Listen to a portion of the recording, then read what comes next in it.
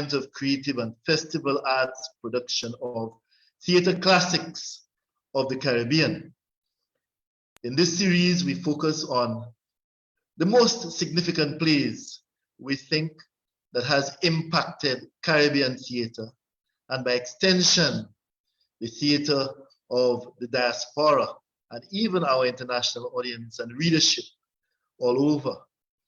And for those of you who were with us, we began with Dream on Monkey Mountain by Derek Walcott, and we're continuing with this episode with An Echo in the Bone by Dennis Scott, that Jamaican.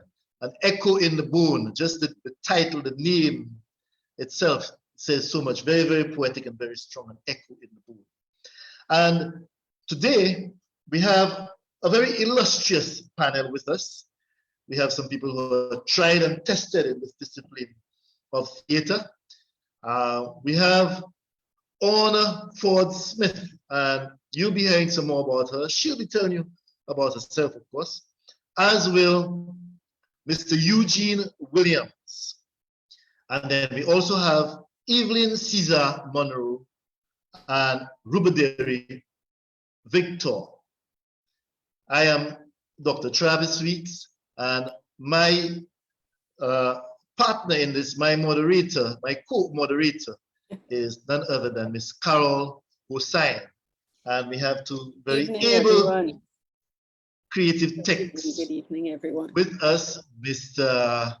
Keon Reed and Mr. Joseph Drayton. So welcome, everyone is in. And we're going to go straight into the introductions. I'm going to hand you over to my co-moderator now, Miss Carol Hossain. Hi, Carol.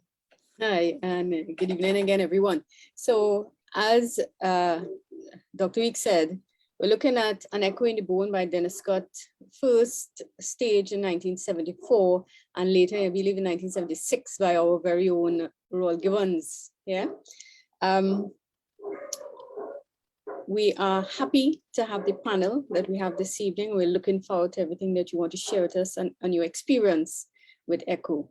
So we want to introduce Rubaderi Victor, multimedia artist of Trinidad and Tobago, really talented young man, you know, and he's worn many hats.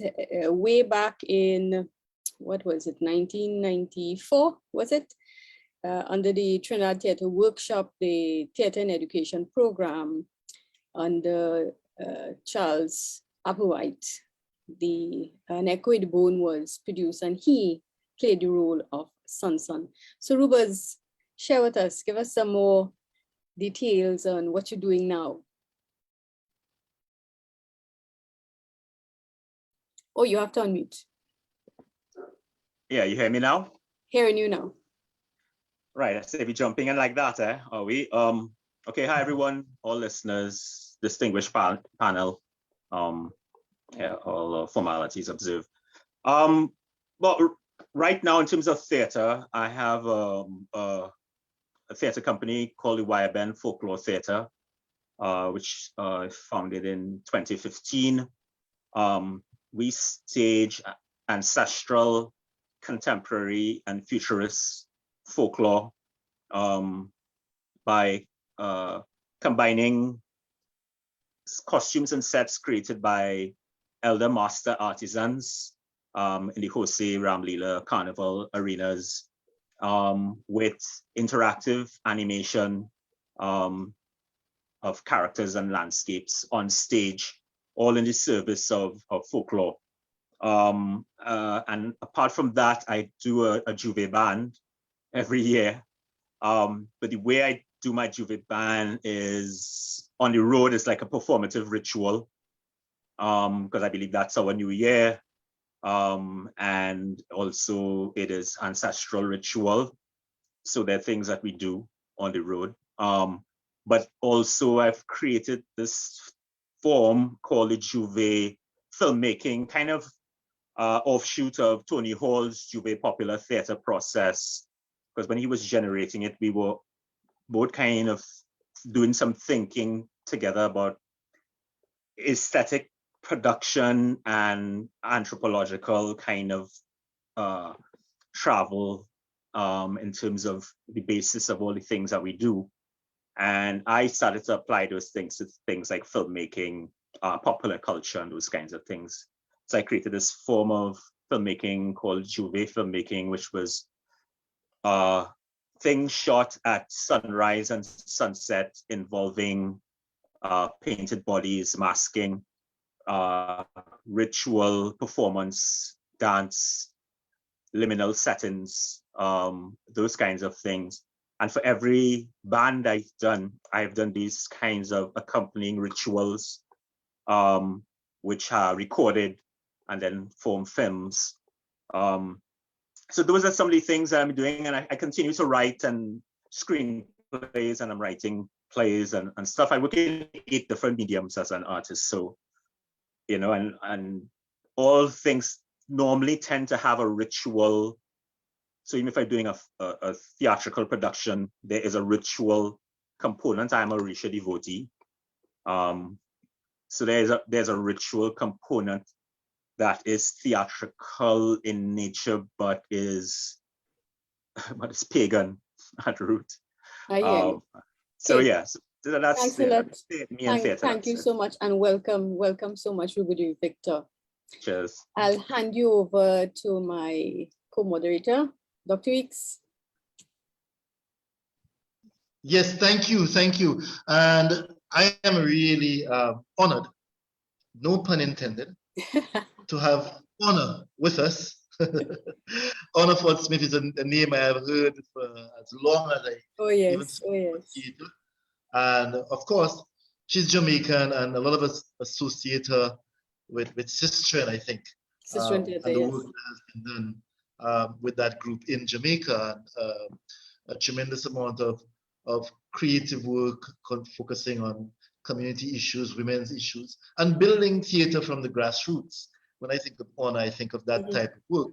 But Honor is now with York University, I believe, and I would really invite her to just tell us some more about herself. Welcome, Honor. Please share, and don't be shy and modest, please. Wow. Am I unmuted? Yes, you are. Yes, we hear you. Thanks so much for inviting me. It's great to be here, and it's great to see everybody. There's lots of us, so I'll be very brief. I only do performances in the classroom nowadays. I'm a professor at York University, and I teach cultural and artistic practices for social and environmental change. And I have always been inspired by Dennis Scott. Echo in the Bone is probably without question one of the most important plays that I've ever had anything to do with, and I can talk lengthily about it. But let me hand it back to you so other people can introduce themselves. Thank you. Well, no doubt we'll hear some more about you and from you. All right, Carol. Yes, who do we have next? You're muted, Carol. Yeah. Yes. Sorry about that. Evelyn Caesar Monroe. So Evelyn is a drama educator, and she's also a stage actor and recently film actor. And she played in the role of Rachel in the 2012 Trinidad Theatre Workshops staging of An Echo in the Bone. And wonderful cast as well, including the now very famous Winston Duke. You know, so we want to welcome Evelyn this evening and ask you, Evelyn, if you would share a little bit about the work that you're doing currently now with your children and so. Welcome. Thank you. Good afternoon, all. It's a real honor to be here. I like the fact that Honor preceded me and the work that she does. I want to congratulate you as well as Rubidiri, who went before me. My work is geared towards children and lifting children, helping them imagine a world that's better, helping them see theater as a portal through which they can live.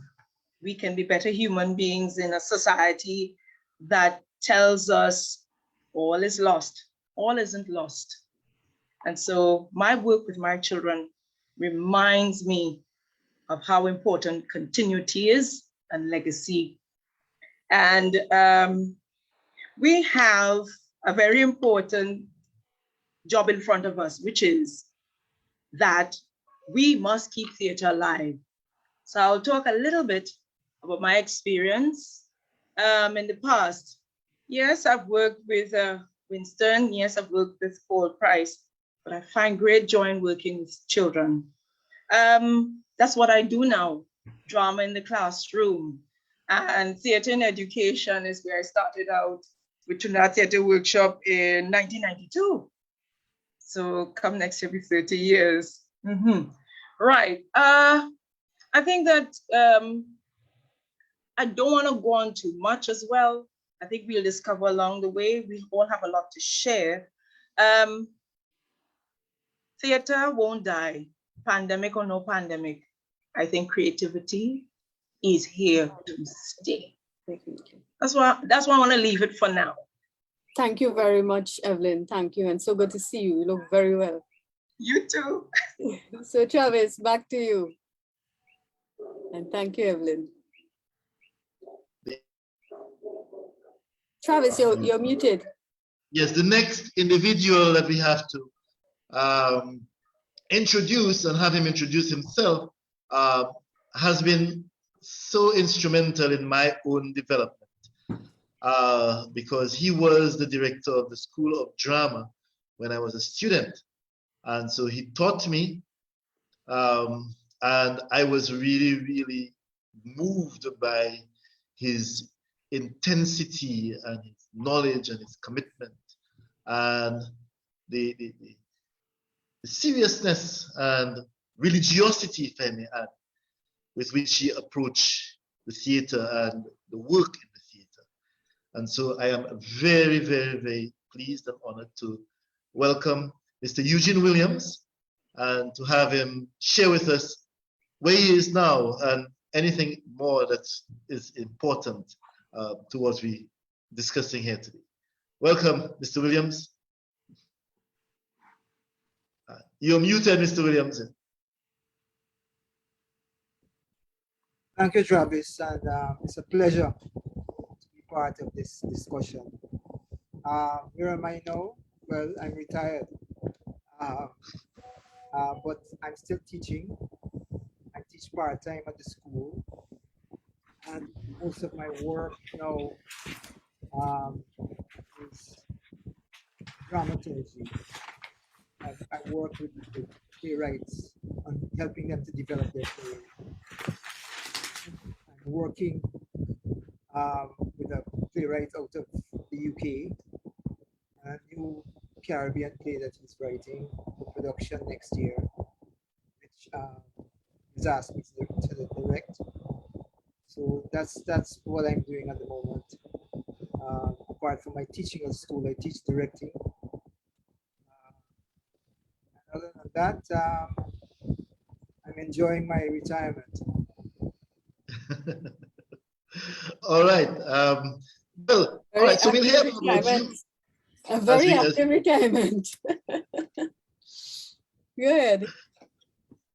All right. Well, great. So we're going to dive straight into Dennis Scott, the man, the context, the theater artist, the dramatist. And I am aware that Honor and Eugene, at least you, the two of you, should have had some interaction with the author, the director, the dramatist.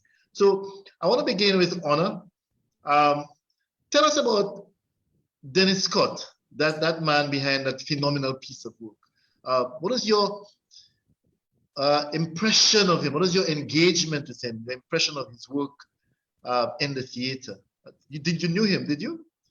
Yes, of course. Yeah. He was, he mentored me. He mentored many, many people. But I think one of his greatest contributions was Echo. He was a sort of enigmatic person who enjoyed performance as a form of communication. So he would often give you riddles and parables to deal with. And he had a very wicked sense of humor, which sometimes could be quite cruel. But behind it all was this amazing teacher. The riddles were a way of teaching, a way of hermeneutic teaching. That was his preferred way of teaching. So sometimes you'd come out of a class and he would say, "You taught, but did they learn?" That was his. That was his one of his favorite things. So that his idea was that you would try to help people learn by not getting in their way. But I think what was the most important thing about him in the case of Echo is that it happened in a particular context. And it's actually a very profound meditation on the question of decolonization. When he came to the school, Scott stated intention, which you can find in some of the programs that accompanied the graduations at the School of Drama, and also in a paper presentation that he gave at the University of the West Indies in 1980. He wanted to create something he called a third world theater. Third world was at the time a term which has gone out of fashion, but which I think in a way gestured to a kind of world in which at the center we artists would place the people of the colonized world, Black people, but also brown people, people who had experienced colonization. And Scott's idea was that it should be a theater which should serve the needs of decolonization. And this is what he set about doing. So he was Jamaican by birth, but he was a regionalist in his work. He saw himself very much as a Caribbean person. So when he was head of the School of Drama, he made sure he filled the school with people from around the region. No narrow nationalism for him. He brought in people from Trinidad, from Dominica, from Guyana, from all over the region. He had a vision of the Caribbean as a regional space. I can go on and on. I have lots more to say, but I want to leave you with, for this moment, this idea of what decolonization might look like. And I think Echo asks us to look back at the past, not so much for the sake of looking back at the past or for the sake of experiencing the horror and the terror of the past, but as a sort of impetus for what we might do in the present. It's a play of mourning. It's about not getting stuck in melancholy. You go back in time in order to look at the injustices which were done to your ancestors. But that's not enough. Once you're back there and going through these injustices, the point of going through them is so that they don't happen in the present. And I think that's the relevance of the play for now, that we haven't quite been able to use those past memories of injustice in order to create a really new and just society in the present. And I think that's the thing that Echo asks us to do. We remember the past in order to change the present.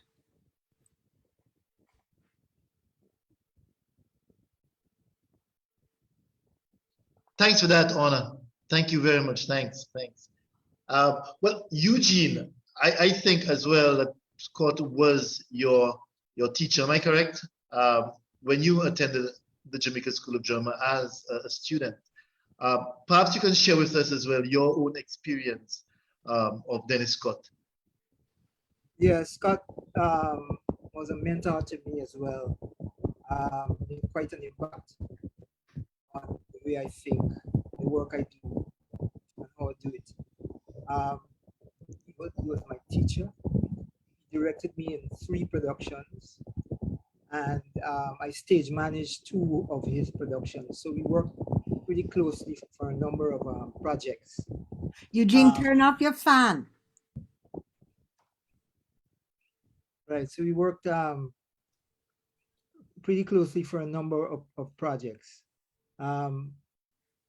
Scott had a tremendous ability to distill information and meaning in a few words, and evocative imagery, metaphor, and objects. He was able to bring clarity to issues in a class that he was teaching, or bring clarity to a moment that he was directing. As you know, Scott was a poet as well.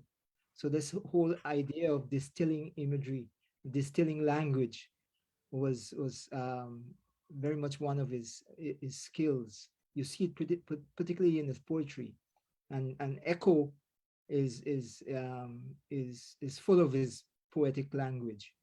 As a director, he was what can be called a conceptual director. His process is one in which there was always an overarching symbol or a metaphor in which everything else fitted into or connected. He was a dancer, of course. I don't know whether a lot of people outside of Jamaica know this, but Scott was a dancer in the National Dance Theatre Company. And one of the things you see in Scott's work, in his directing, was the dancer choreographer in a lot of his work. I once saw a production of Miss Julie that he directed at Yale, and the way he described the process, you would think he was talking about how he shaped a piece of sculpture, you know, in very specific and precise terms, talking about a moment. So you know, his choreography was ever present in his directing. For instance, he was very much into creating a storyboard as a director. You know, stage composition, his picturization, he would spend a lot of time thinking about beforehand. He was, however, quite flexible as a director. He was not somebody to dictate to the actor. He was quite flexible, and so it was a joy in the 3 productions in which he directed me to be one of his actors. Is as a teacher, one of the things that I always was amazed at is how precise he would write on his clipboard, on the blackboard, in very small, very tiny handwriting, but precise. He had this way again of distilling information. When giving notes, if he has 2 pages of notes, you could imagine what would come out of those two pages from his clipboard. So he was one of those people who you know, helped you to clarify information, to find direction as an actor, and to help you to delineate a character. And in the same way, when I read his plays, I've directed Echo twice, and I still think I have about 2 or 3 more times to direct it, because I continue to see so much in a single line, you know, and things that I missed, and things that I didn't get right, that I have to get right, because he packed so much into his work.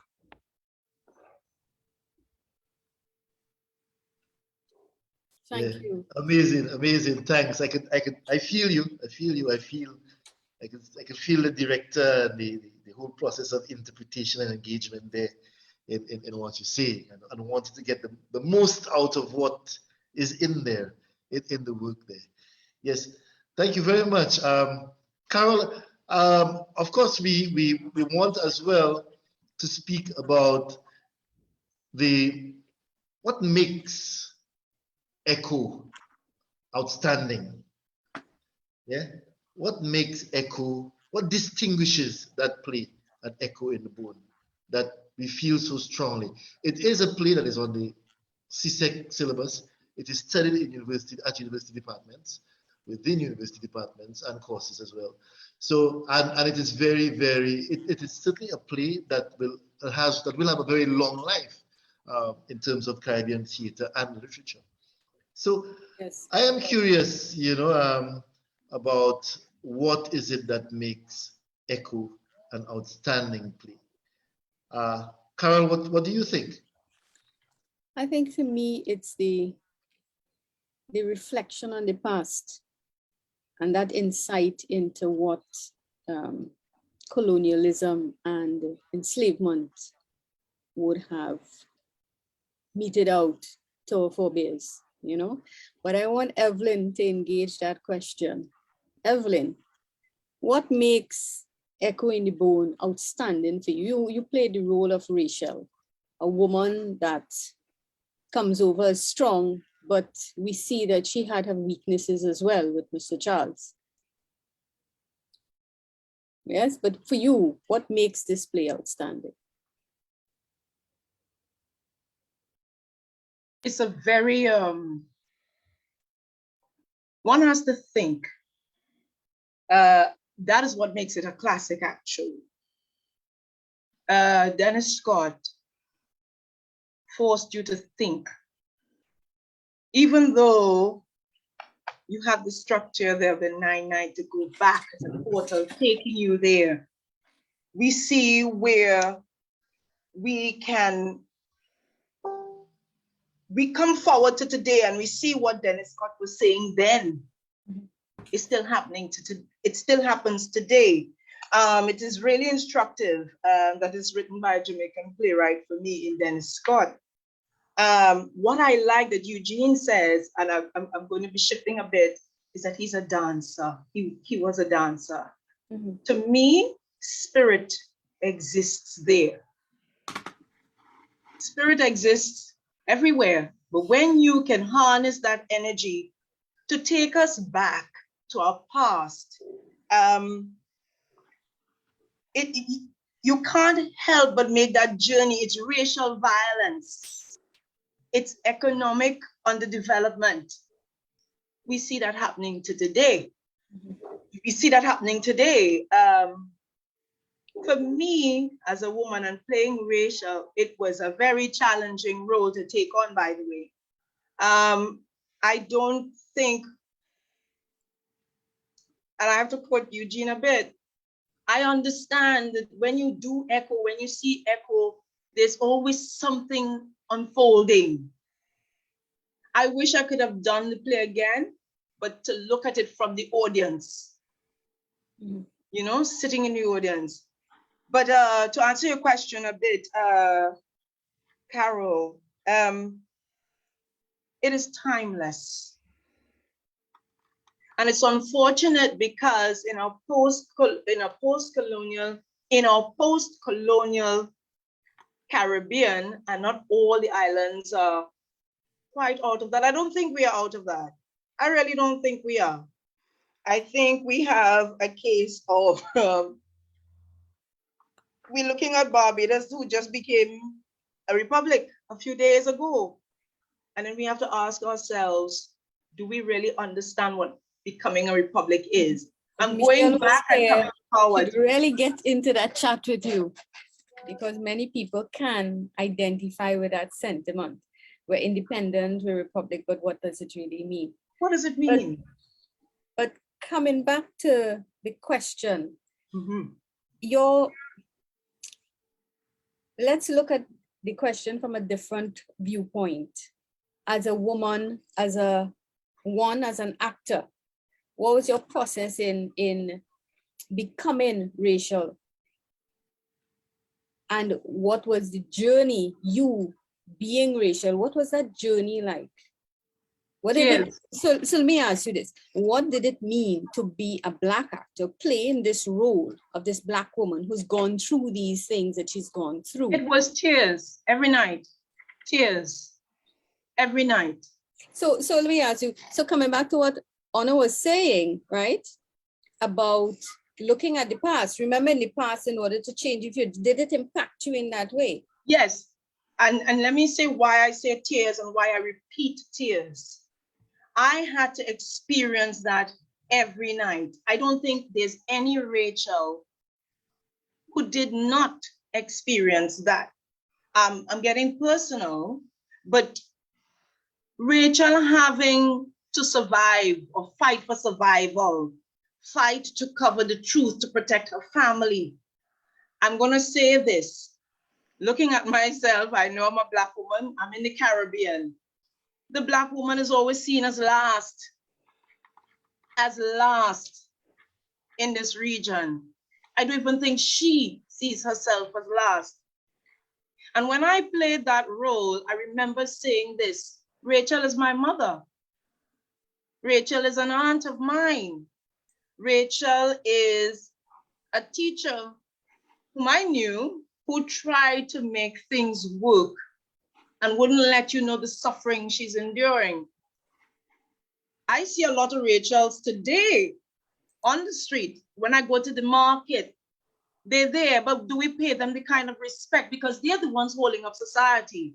And I had to, every time I engage in a role, of course, I have to immerse myself there. It's a very painful process sometimes, but it just works. And I say tears because every night when the curtain came down, we made our curtain call, I was crying because having to endure that it rips you open. And because I can identify with that as a Black actor in this region, we still have those prejudices. You see, we still have them. And in the work of Honor Ford Smith and other women, 10 Sisters and all of that, we see where we're constantly trying to peel away at the layers, but we go back. We come forward, but we go back. But that's why I talk about post-colonial and independence and republicanism. There's a mechanism there that takes you all the way back in every single time. You're never quite free. So for me, that becomes a very difficult question to answer, except to say, we're living it today. We're living in that time now. You see? All right, Evelyn, just let me just come in there just a little to ask you this, just to ground Rachel a bit, you know, in terms of Rachel's husband disappeared. He was accused of killing the white man, the master, the plantation owner, and he disappeared. And Rachel had to cope with this. And she mounted this ritual, the 9-night ritual, in remembrance of her husband who had disappeared. And there were other questions as to exactly what happened to him. And so the play goes back and shows us through the memory what happened that brought about the violence and his disappearance, etc. So I'm hearing you now and feeling what you're saying in terms of the intensity and the passion. Yeah, but Rachel was also a real woman, a woman whose husband accused the killer, and that husband disappeared, and she had to deal with that. Yeah. And thank you very much. Thank you. And perhaps we can go to Sanson as well. That Robert Deary played, and Sanson was Rachel's son, Cru's son as well. And it is through Sanson that we get the story. Yes. And of course, when we get to Sanson's role, then we fully understand what happened. But Robert Deary, perhaps you can come in there and tell us about your experience playing Sanson in that production that you did and what it meant to you. Well, I think it has something to do with the reason why the play, that previous question you asked about the reason why the play sustains. I think it is because of the use of the indigenous ritual of the 9 nights as a framing and aesthetic device, because it is a real abiding folk ritual that exists throughout the African diaspora and through a lot of the first peoples still use rituals like that, and it honors that ritual with belief, and so it makes it itself reclaims that ritual and that folk ritual and that ancestral ritual for all time, for the civilization, and the use of that ritual with the two kind of dominant devices of the drum, the importance of the drum and the importance of ritual possession as a means of communication, of ancestral communication, of teleportation, of travel, of access to the Akashic record, to the spiritus mundi, to the everything.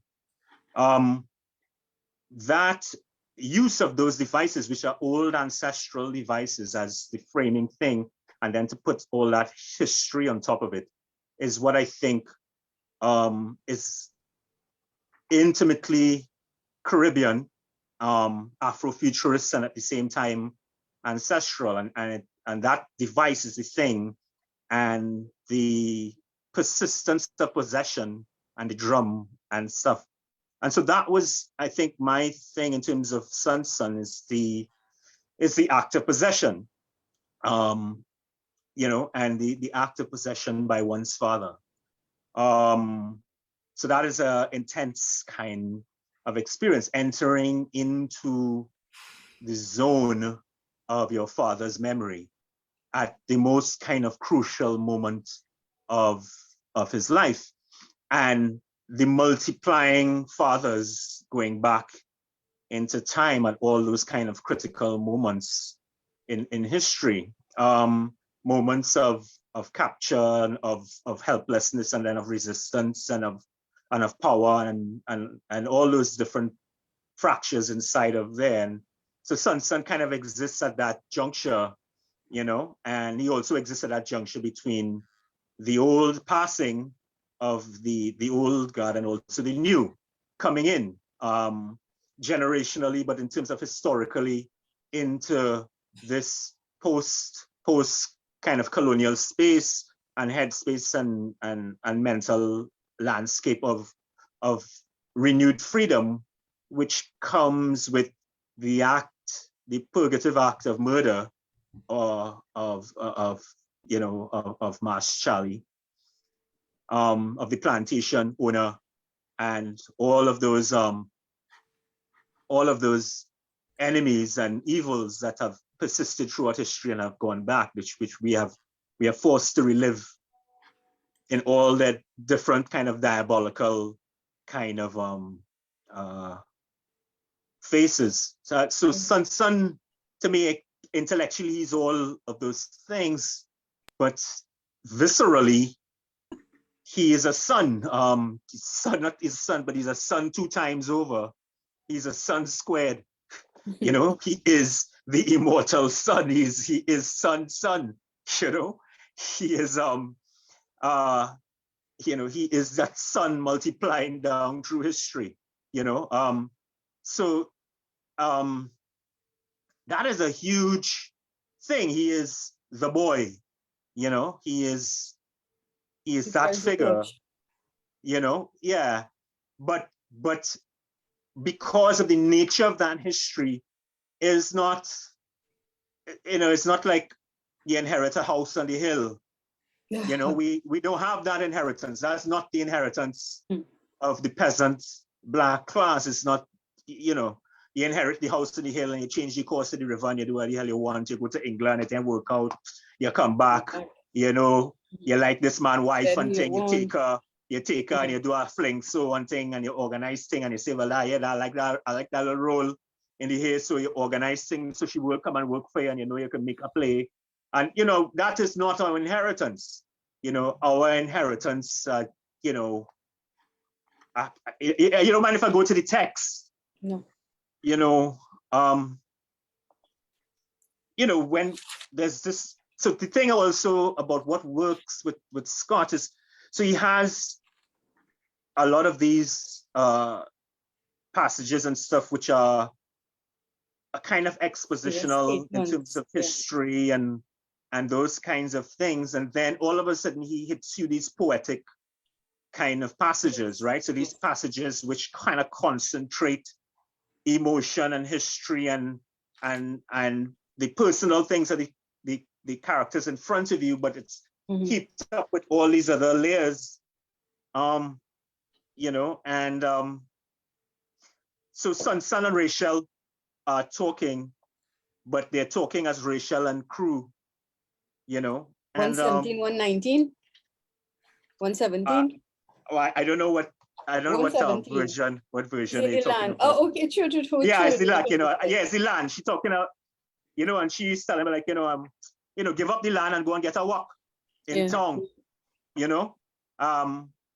You know, it's like, and for us, none of those decisions are easy decisions. None of those things are like, nothing is flip about all those things because of the amount of history, the amount of echoes in the bone that accompanies every single one of those decisions. She asked him to leave, you know. He said, what, leave here? I can't do that. How I will live? My navel string, bury here, woman. Give up the land? You want me to do that? And she said, the two of us don't have to give up after all, you know, don't have to give up after all. The land don't have years. to take the bread out of your mouth. The land is not everything. It's like, it's everything, everything. I will tell you, my father and his father sweat for it year after year. I don't have to work. Yeah, small print. It's my birthright. I don't have to work for no man. I don't have to beg no man for bread to put down for my children. And my woman don't have to go and have to enslave in a white man house. I don't have to start. I don't care how much they pay you, darling. Rachel, love, don't take that away from me. Don't take that away. I will find a way. Trust me. Trust me. But before I say, I know every step, every bush like the back of my hand, like history behind every foot, what? Every foot of it. Look at me, woman. Look at me. I don't have nothing except what I get from the ground. I born by it. I marry by it. And one day it's going to kill me. Now, that is a different relationship to things. You know, it's a different investment in things than the white boys and the, you know what I mean? And son, yes, you know what I mean? Because it's blood, you know, like it's blood. And Scott goes into blood, you know, he follows the blood, you know. So let me ask you this. With respect to Sonson, now Sonson is also playing the role of crew. So he's speaking as crew. Do you see crew? So when I say crew, I know Sonson is manifesting as crew. Do you see crew as the embodiment of the Black Caribbean man, having these issues, providing for a woman, having another man having more than you, and being in those situations of being insecure and all of that? What was your experience as actor? Did you get that from the role? The thing is, Scott gives us a panorama of men, right? There's P and there's Jacko and there's Sonson and there's crew and they're all facets of the Caribbean man. I mean, so there's no one Caribbean man, you know. There is that history that is behind every single one going down the line, but they're all different kinds of responses and different places and registers and different places where they are, you know. And so the thing is that, you know, like, I think a lot of our playwrights and a lot of our independence writers and even that pre-independence writers spoke for the unspoken folk, right? So they spoke for the people who did not have voice in any of the dominant narratives of the day. whether My it be in grandmother. film and television and novels and in any of those things. And I think Scott, like many others, goes to the man who has the least voice, and in recovering that man, he recovers everyone, So Crew is the murderer. Crew is the man whose land and wife gets taken, and whose honor, and he's that man at the Pushed to the bottom, limit. who's stripped. And that's where Scott goes, he zones into that man, and he gives him voice, and he gives his son's voice, because Jacko is a different kind of being than Son, but Jacko saves his brother, in the end, and it's over the peak of a woman and manhood and those kinds of things, and he chooses to save his brother, and uses a Nancy kind of wit to do that. So they're all Caribbean men. And Marshall is a Caribbean man too, eh? Yeah. Like they're all Caribbean men. But Crew is them men in prison right now, them boys in prison right now, and those fellas whose stories are never told, even now in the 2021, 100. Great, thanks, Robert Duryea. I should apologize and explain Michelle Hinkson Cox, who should have been here first, her absence. I just got a note from her. She had an medical emergency, and she asked me to convey apologies for not being able to make it. She thought she could have, but she cannot. So, but she really would have liked to be here. So I'm just apologizing on her behalf. Great. So an echo in the bone, and some really strong themes and some wide themes. But from what you're saying, also there are just some very mundane realities that the play deals with, some issues, gender issues, and so on. And apart from that, I think sometimes I want to also examine the technical. So perhaps Honor and Eugene can also assist in that direction. I'm thinking in terms of like craft, because a lot of plays deal with the themes of colonialism, etc., our past, gender, and all that. But certainly it has to be something with Scott's craft in an echo in the bone that makes it outstanding. I don't know if Honor want to assist here. Honor, what do you think, apart from just those powerful themes? What do you think makes that play work so well for you? Well, I'm gonna say something. Somebody's been can you hear me? Yes. Somebody been texting me saying they can't understand what we're talking about because they don't know the story of the play. So can I just and we're dealing with it in great that crossed my mind. Very good. Great. So Please go ahead. could I just do a summary, and then you could Yes, just I'll answer your question, but I just want to do a summary. Wonderful.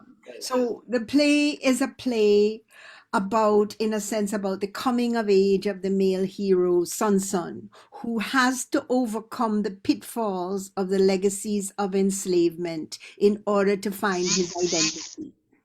At the start of the play, we learn that Son's dad, Crew, a small farmer, has murdered a white plantation owner, Charlie, and is thought to have drowned himself in the river. Crew's night, which is held by his wife, his woman, Rachel, which is the Jamaican wake form, which traditionally takes place 9 nights after the death, in order to release the dead from the living and to send the spirit on its way. It is on the ninth night, that the action begins, and the action unfolds in 9 scenes in which the community confronts the past through a ritual journey into the past led by Rachel, Crew's widow, and her 2 sons, Son and Jacko. Son is presented as the eldest. He's hot-headed. He is the one that is possessed by the spirit of his father. And he comes to avenge the death of his father and to explain also his actions. Jacko is his brother, and he is the young son. His character summed up in the proverb, softly, softly catch monkey. His brother, Jacko is the younger son. He's clever, he's shrewd, he's cunning, he's hardworking.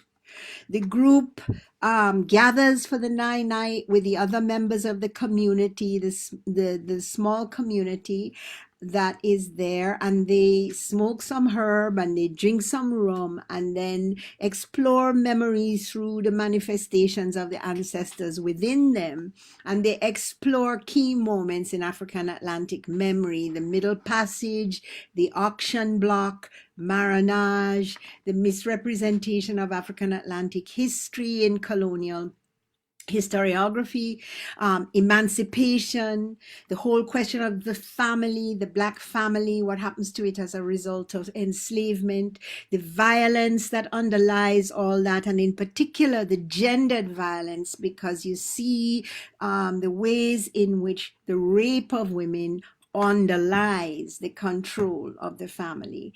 And we also see dispossession. So we go through all of those moments in history, and we explore that memory, taking back the telling of that history from the way it was told in colonial history. And there is a borrowing. Scott borrows from the rites of religion such as Pokomina and Komina, in which the spirits of the dead can manifest in the body of the living and transmit knowledge. The Ninite becomes a metaphor for the hero's journey into memory, where he encounters the past and a vision of the future. The play begins when Rachel, questioned by her daughter-in-law, says she's holding a wake because, is my man, I going to satisfy his ghost with whatever respect I have to give him. So that's roughly the summary. I don't want to give away the ending. Now, the one thing I want to say that nobody else can say, because I was there, is that, and I'm conscious of Kwame here, looking into the microphone, Kwame's stepmother, Carol Dawes, was the director of the very first production of Echo in the Bone. And that was, without question, an absolutely groundbreaking production. I have, and I'm sorry to say this in front of everybody, I've not seen all the productions of Echo in the Bone, but that one was extraordinary. It was a breakthrough in Jamaican theater because Dawes was interested in the image. The image is what she called it. I'm going to talk long because I'm going to leave at 6 o'clock. So just bear with me, and you won't have to talk. Man. Mm-hmm. So Dawes was at the center of it. And Dawes had this idea that in theater, the critical thing is the image. If you can find the right image, the play will sort of direct itself. And she was the perfect director for this piece. What she did was she stripped the entire theater of all the encumbrances of velvet curtains, cardboard sets, and you just had a kind of hole where had once been the proscenium arch. And she used the roof, the ceiling of the theater. She used the I forget what you call it, the thing underneath the theater that they used to use in medieval Britain to bring up ghosts. So they use the sort of cellar under the theater as well. So she used every part of the theater, and she used the drum.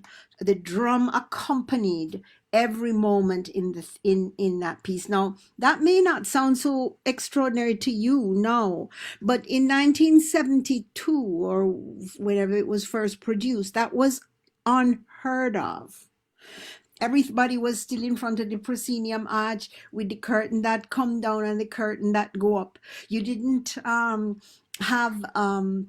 actors underneath this. The middle passage scene was staged underneath the stage.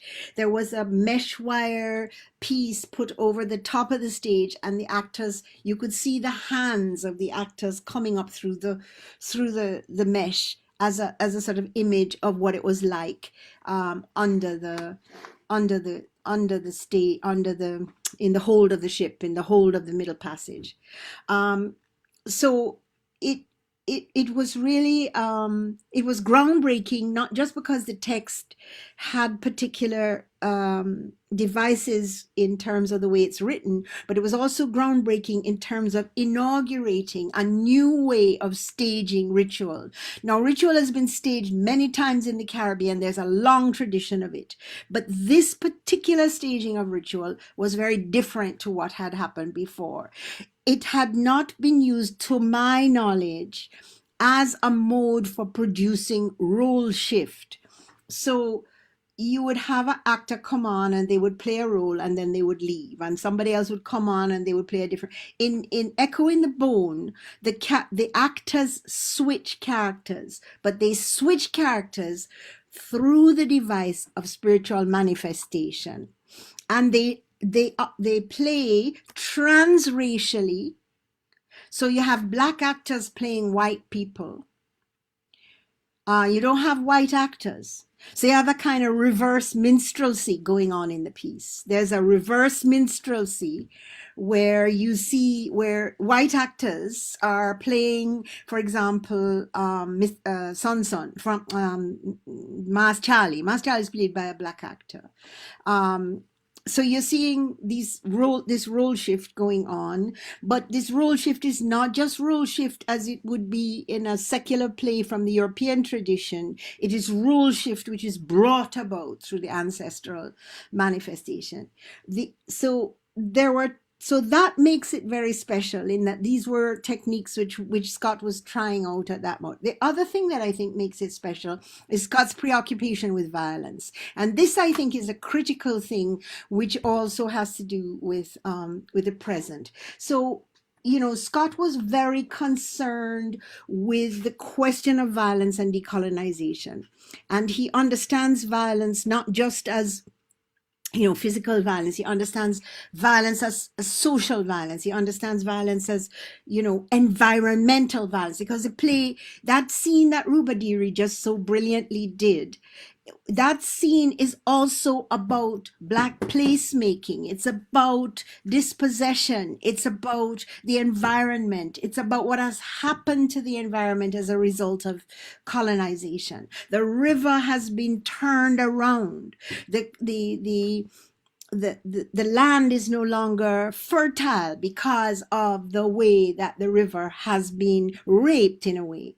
So he's getting at the environment, but he's getting at violence in a number of ways. But he was very also concerned about what violence led to. So he didn't have, so we're living in the period of, just after the Cuban Revolution, and he writes a poem which kind of looks at this question of violence. And he writes, he goes to Moncada, which is the barracks at in Santiago de Cuba, where Fidel first tried to overthrow the dictatorship and was unsuccessful, and they were all killed, and there's a sort of museum there. And he writes, and this is a quote from the poem: "I am crying under the lemon trees at Moncada because of death and the hardness of such love. Is this what we must pay to be complete, my son? Everything so clean, so remembered. Can we open no door? Can we root no tree? Can no house stand without such sour sacrifice, without the whisper of bullets in hand? I would try to tell you that there are birds at Moncada, but the cool earth stops my mouth. You must make them yourself. You must want them." And so that's one piece in which he's kind of thinking about what violence physical violence means and what it leads to. And then he writes in his diary in 1980 when he's at the school and when Jamaica is at war over democratic socialism. And he writes, and this is just such an aside, revolution is necessary, inevitable, but we're offering our children a model for change in which violence is the only strategy and hate or fear the only motive. And I think Echo, that's the end of the quote. I think Echo is also a meditation on this question of violence and how we deal with decolonization and what is possible. So he's in a kind of debate with Frantz Fanon, how Fanon felt very strongly that violence could produce a new society, a tabula rasa, and that it was possible to do this. Scott doesn't really think so, and there are clues in the text that I can go on about this, but I ask you to look at the text and look at the discussion of violence in the text and see what you think his position on liberation is, and to think about what his position on emancipation and liberation is in relation to the question of how you get to the creative self. And I think that is what the play, in a sense, has to offer, that he doesn't see revolution as something that depends on violence. I think he sees revolution as something that has to do with profound cunning and strategy. And and whereas Sun is the son that moves through and seems to be the hero, in another sense, Jacko is actually, in a way, the one that has the solution to the problem. And we see this at the very end. I will now shut up. I'm so happy, so grateful for this analysis, this treatise, Honor. Yeah, I think in a sense you've given us your take on why the play is also outstanding, particularly your take on the use of ritual and the staging through ritual and through trance and spirituality, etc. Yeah, very, very good. Thanks. So what we'd like to do now is to go through an actual production that was done by Eugene Williams. Eugene has provided us with some excellent photos, and I want to use these photos and these images as Honor spoke of when she spoke about Dawes' production. These images to stimulate some discussion about the scenes, about the characters, and about the staging as well, and the stagecraft. I think that play is really amazing in terms of what it offers for stagecraft, for technical work. So our creative tech, Keon Reed, will bring up the slides, and yeah, that was that production there by Eugene. So Eugene, certainly it was your production, so you're in charge, but we are all of us going to engage you with some of what we see, and I want to encourage the panel to please, please engage with Eugene and with the images that we're seeing about the production as we go through the slides. So Eugene, this production was done when and where? Are you muted? You muted, Eugene. Yeah, you muted. I don't recall the year it was done, and unfortunately, it's not on the program. But it is about over 5 years ago. Somewhere between maybe 5 and 8 years ago. But if can I, just before going into the photographs, Travis? Yes. I just want to respond to the issue of why it's a classic, why it's an important play. Yes. I want to say that apart from the excavation of the echoes the thematic echoes of land, bringing land back as a central feature in the decolonizing process, and violence, starting from the journey in the Middle Passage, all the way through to the violence that Anna spoke about, the environmental violence, the gender violence, and the question of what Scott says about it. When Anna was talking, I remember a line when Jacko says to Son, so what, we gonna kill and kill until the whole island run red? That's a Dennis Scott question. That's a Dennis Scott statement in the piece. So he was excavating these echoes in the discourse on decolonization and creating a post-colonial society, to engage that discussion. The play itself begins in 1937. It is that period when there was this movement across the Caribbean about constructing a modern society in the Caribbean, in Jamaica. It was that period when political parties were coming on the stage, when the trade union movement was very restive and throwing up heroes. So it was set, in fact, in an era and a time when the question of nation building and nationhood was part of the discussion, and the play is part of that discourse, which is why it's a critical piece, it's an important piece. But also, when you asked about the craft, I don't know of a Caribbean play that has used an indigenous, in quotes, signifier, cultural signifier, in a generative way in a play, as against a decorative way, or as against there's a ritual in a scene. It is the nine night that generates the play. The structure, the play borrows the structure of the nine night, and it is the rites and elements in the nine night that is the creative elixir of the play. Anna spoke about possession being one of them, and about there are 9 scenes, but nine night is a rite of passage, and so is the play. A rite of passage happens after a rupture, a death.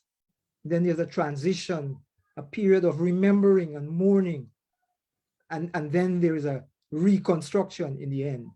Son is going through a rite of passage. That family is going through a rite of passage. The community is going through a rite of passage.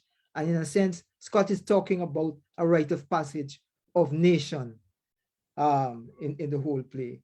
And there are elements or rights, in addition to the possession, that are ritual objects, such as the drum. Somebody spoke about it. The drum is a central feature, and not just the drum, but the drummer. The rattler is the actor playing rattler, which in a sense, the drummer is the person who in a way excavates rhythmically those echoes from the ancestors, and he gets his tongue cut out. So it resonates with our awareness about the loss of cosmology, loss of mythology, loss of knowledge, and so that drum is critically used in that way. And so is things like water, which is a kind of is a kind of conduit, a kind of conductor of spirit in the night is an important feature. The first possession, in fact, happens when water spills and we go to middle passage. So he's using the night ritual throughout as the generator for the play. So that's one of the reasons why it's classic in its structure. And Scott was a master at in his own writing at the craft of structuring a play. But to get now to your thing about the photographs, there I'm foregrounding on the poster the image of violence. They're sitting or stooping on the ground is or collapsed on the ground is the actor playing Mars Charles, and above him is Son playing his father, Crew. That's that one. And with the colors and the textures and so on, picking up the sense of violence in the reds, and the sense of community in the group behind. One of the things in that production was that the night table was ever present in the entire production. So it moved, it traveled. Because one of the things I did as a production motif was to focus on night and journey or traveling. So the table would travel. And in a way we see various scenes, that we see the various scenes of the actual night from various perspectives. So the table is in various places and angled differently every time. And in the Can you let Keon go to some of the photos where I know we will see the table as well? Keon, can you begin to show the slide, the next one? All right. So this is the character playing the actor playing Richard, is it? Yes. Beginning the ritual. Yes. So this is the very beginning. They're setting the table. And the setting of the table and the breaking of the table, again, part of that journey of the rite of passage, was critical in the production. So here they're setting the table. And that is a symbolic process, as well, just a literal thing of setting up the stuff on the table. And in the end of the play, the table is broken, not literally, but it is broken in the way they treat the tablecloth and share the bread and so on. What you're seeing here, with this actor backing out, that he's playing Dreamboat, who gets possessed. He's the first one to get possessed. It might be interesting to just note that we went on a field trip to see a Kumina, because I wanted to see two types of possessions. According to one informant, Queenie, who's well known in the as a Kumina queen, she's no longer alive. When we went to her Kumina ritual, we saw a possession, and she said that was a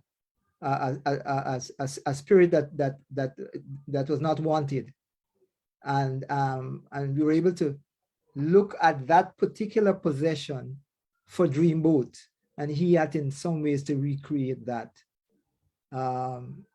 And one critic even said he sort of wasn't too sure that the guy wasn't in fact possessed. He looked as though he was really possessed.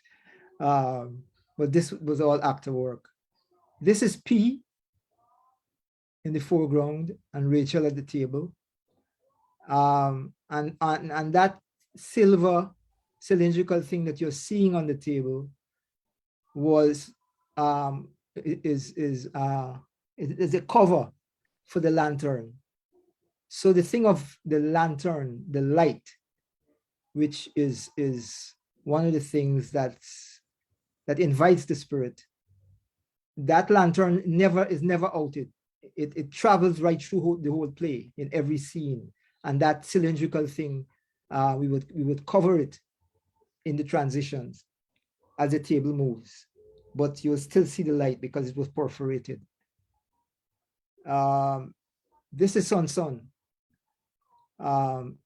being possessed by his father's spirit. And this is a transition. This was the next thing about the production. Again, because it's a rite of passage, there was continuity all the time. We never went to blackout. So this is a transition from the actual 9 night in the barn to the slave hold when we see the enslaved in the hold. So they actually transition right there and move to the hold. They do a anti-clockwise moving backwards movement, collective movement to the hold. This was the scene with one of the guys on the ship, P playing the white guy on the chain. So he's supposed to be in the crow's nest, but here I used this chain as a sort of connecting motif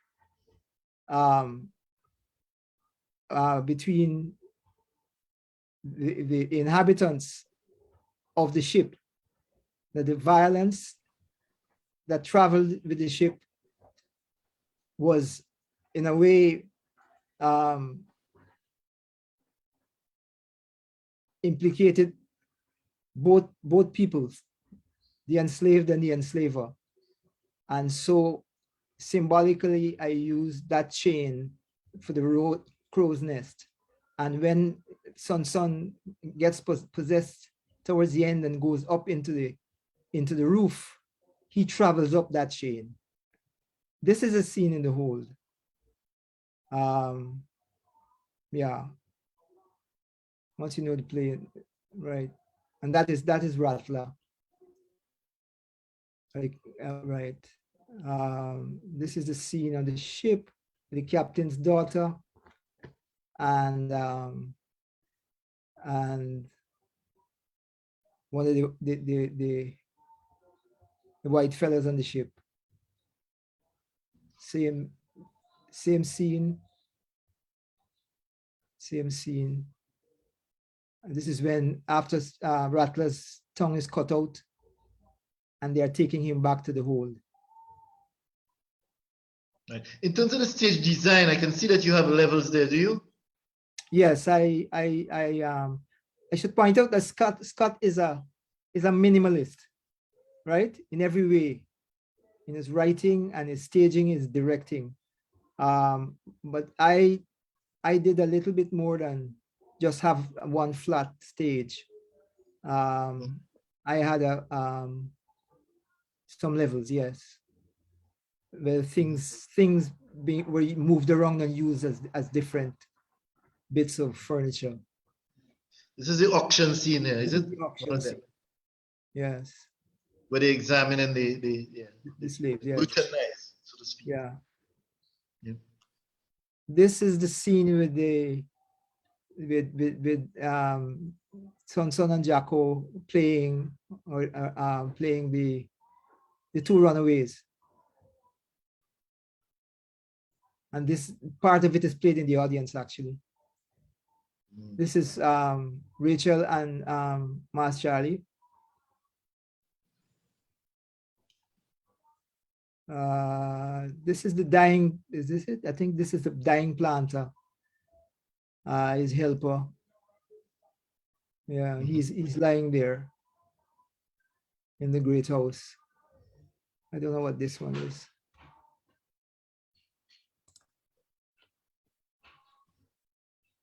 And that's it, right? Right. Yes. I want to ask you about you said something very interesting about the ritual being generative. Yeah. Yeah. It is rare that you find ritual being used in dramatic literature that way, in such a complete generative way. I mean, the Nine Night, for instance, has been used in at least 3 or 4 Caribbean plays. But in this case, it is that between the rite of passage, the memorializing, the possession, everything within the Nine Night are used as structural devices, as dramaturgical devices. Yeah. So that is one of the features that I think that makes it a classic piece. You know. I'm curious about the way in which the Nine Light and the trances that it could invoke, if you like, or encourage, and an acting technique. And how did that work for your actors? I mean, they participated in a ritual that facilitates and encourages them to go into trances. That is the ritual. However, as actors, having been trained in Stanislavski, etc., they would themselves want to be true to the experience. So, was there any kind of dichotomy there between the two? Yeah. And here too, it's useful to know that Scott, if you look at his 2 major plays, this one and Dog, Scott is not in favor of excessive projection of feeling and emotion and passion on stage, right? So that technique is critical, and I think some of that comes from Scott, the dancer.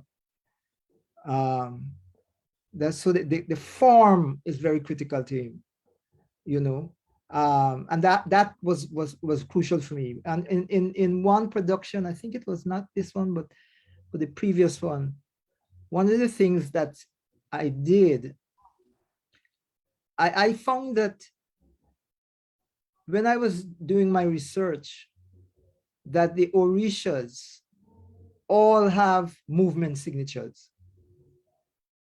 And that in addition to using Stanislavski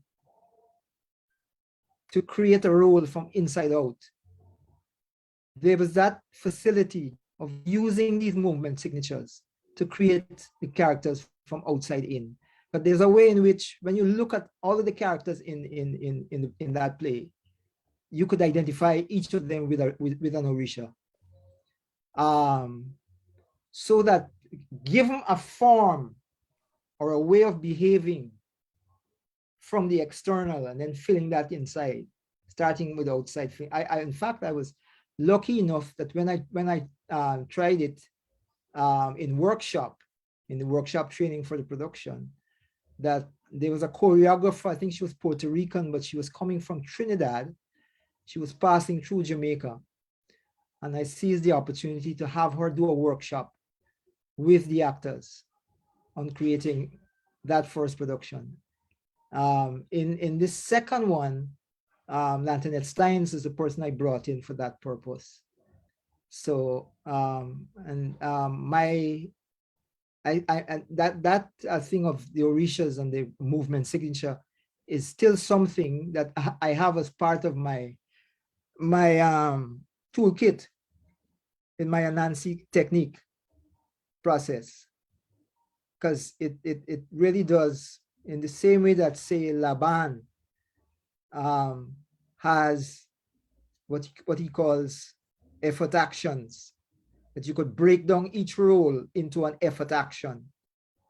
In the same way, I find that the Orisha movement signatures are useful in that regard. So yes, I have to be careful of people getting too much into the emotional aspect of the possession. So you have to tailor that accordingly, Right. Rubaduri says he's an Orisha devotee. And you played Sonson. I mean, who is the character that really goes into I mean, in a sense, if you think of it in probably maybe Haitian terms, Sonson is almost mounted by crew. Huh? Yeah. So, Rubaduri, being an Orisha devotee and having played Sonson, and listening to what Eugene was saying there about the movement signatures of the Orisha. Can you speak to that, to your own experience and ideas on this? Strange thing is, I was not Orisha at the time of doing that that production. The strange thing was that I, for some reason, I was being cast in a number of lead roles that whose kind of central kind of motive and movement was possession. So with the late great Earl Warner, I did Simon Schwartzbart's A Handsome Captain, where Will Knorr, the lead character, is possessed a number of times, and there's one particular time when he's like possessed by all the lower, like all the Orisha lower, but at the same time, like everything kind of enters him. I play Village in Jargenez, The Blacks, and the way that Che Rodriguez did that play, there was possession in that. I did Raoul Pantin's Hatway, and again, there was in that as well, in a kind of initiation with my shaman, Tumanaro. Lead character Hatway goes through a series of almost like spirit strikes and lashes and possessions to kind of shake him into a space of leadership of the tribe. So in a strange way, I don't know, in my career, I was being coaxed. Yeah, I was being coaxed by native and African deities to a particular point, I suppose. And my initiation in Orisha followed. But I mean, intellectually, I was exploring those things from before as a university student and as a young person, the early 90s, late 80s, early 90s. I was already intellectually in that space. And I understood Orisha in terms of, I understand the central tool of African civilization is the drum. And Africa is a civilization of sound.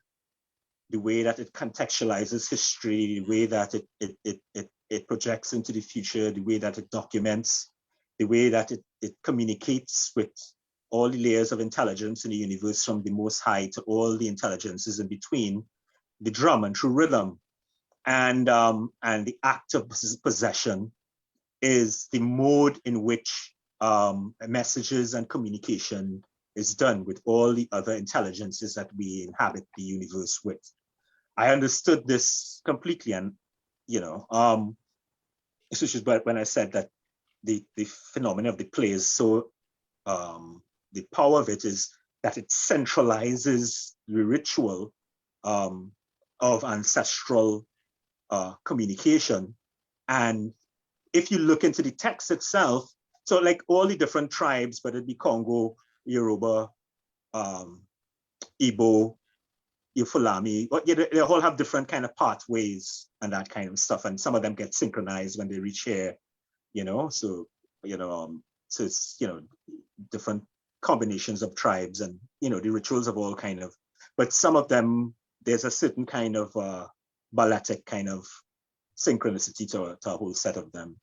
Let me ask you this, but in terms of how did it work for you playing so and that transition where crew takes over? I mean, how in terms of craft did you manage this? Because basically these are two characters. Yeah. Yeah. How did you manage these transitions, and how did you I'm asking how did you distinguish one character from the other? But I want you to take it more deeply than that in terms of the internal inside. Inside, how did you give expression to one character as distinct from the other? One mode is, I have been visiting Orisha yards and watching the phenomena of possession. I understood the different Orishas and their different kind of their chambers and what the energies that they represent, the dances and all. So that was one set of work. So the phenomena of possession as a real sacred science thing, you know, which has a choreography and all those things. The other thing is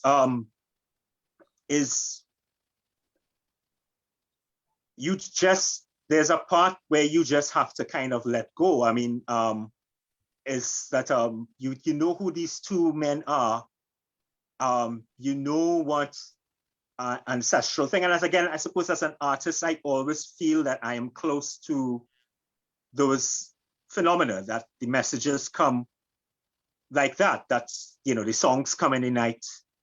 I'm not responsible, like the you know, songs are sung to me in the night and I wake up and I write them down and I have music.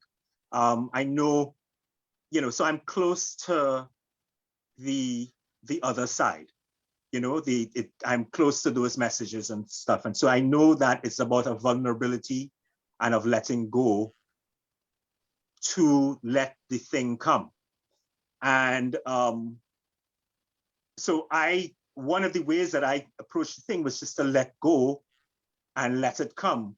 So it's first of all to understand the two different people, understand the boy, son, and then understand the ancestor crew, and then let the door open and then see what happens. It's a risky thing, you know, and I had, you know, a lot of, you know, a lot of elder actors and stuff, even when I did Hathaway and that kind of stuff, they would, you know, like, they used to say, like, I risk a lot. I would, you know, I would leap and I would jump and I would stuff and I would let. But to me, it was about inviting the power, inviting it. And that was me saying that I had faith in the work, in the work and in the integrity of the thing that was on the other side that was coming, the voice that was coming. And I let that lead me, so that, you know, yeah, at times, you know, you would start to hear another voice start to come, you know, you would hear, you know, and so I know that, okay, that is crew coming, you know. So there are technical things that you do as an actor and that kind of stuff, the way that you stand and slouch and that kind of stuff, movement and gesture, and there are all those things. And all of that is really, if you understand that acting is fundamentally the actor possession, that is what it is. It is always about the actor possession. It is something, it is a ritual created by a writer, which is a sequence of words on a page, which is a series of beats, just like a drum beat and that kind of stuff, which invokes another being into existence. That is the act of possession. The ones who do it best are the ones who bring it, who bring that thing faithfully from the beats that are on the page, the percussive beats on the page that are in those words and those block-ins, and they did that. So it is elementally the same act. Acting is the shamanistic act of possession. That is what it is. And so there's the intellectual part of it, but then there's the other part of it, which is letting go. And for me, it's somewhere in between those two things, and I found a liberation in all the technique and all that stuff. I mean, the Albert Lavos and the Errol Jones and the Laurence Oliviers and the Robert De Niro's. And I mean, as my generation of actors, we were apprenticing our line with all of those things, our bodies and that kind of stuff. We were, you know, constantly apprenticing to those lines and those kind of things. And they were around me, Errol Sitahal and Devendra Dukhi and the greats. I mean, they were all there. I was at their feet. But then there was this other thing, which on a DNA level, I suppose, which led me to the Orisha, to be initiated in Orisha later on, which was this thing is that let go into the thing. And which for me translated also that I then could not do certain kinds of plays. I was not going to do certain types of other plays, and I can say if they did not have integrity. If the text did not have integrity, if those things had an integrity, because my process demanded a certain kinds of thing. And if I believe intimately that this is a shamanistic exercise, I am not going to bring certain things into the world, certain characters, certain things, or whatever. And so that's the thing for me. So Sun was that. And the thing, I suppose, for a lot of us, it's about also a relationship with our fathers. You know, it is a way to kind of wrestle with our fathers' ghosts, even though some of our fathers are still alive or were still alive at the time. It is a way to... Son was and I want to hear Evelyn soon about the experience with Rachel. But Son was a very volatile, delicate character. You know, that's my impression of Son. Very delicate, very volatile. And I mean, and Rachel, you know, speaks of him in those tones, and even the way in which the women manage him. They're aware of how fragile he is because he is his father's son, and because he has been so affected by the social conditions and by his father's disappearance and alleged crime and so on. So I'm hearing you about the importance of the integrity of the work to your craft, because then it means then to play a character that is so volatile and delicate, you want to be, to use current parlance, you want to be in a safe zone, so to speak, yeah, where you know that the character, where you're going in there, and the character that you play is going to lead you into an experience that is worthwhile, and that is rescuable, so to speak. Yeah. So I'm hearing you, and I'm thinking of Evelyn playing Rachel and what she said earlier about it was tears every night for her, and that is also another very delicate character in a sense, because she's the one that is organizing the ritual. She's bringing everyone together in that space, and she's calling out to the spirit of crew. I mean, that at the beginning, ladies was crew. You know, she's calling out to the spirit of crew. So I'm curious about your own experience, Evelyn, with the managing you through the ritual and your own craft. You know, that experience there. Bearing in mind what Eugene has said and what Terry has said about that, the craft and the ritual, etc. Tell us about this.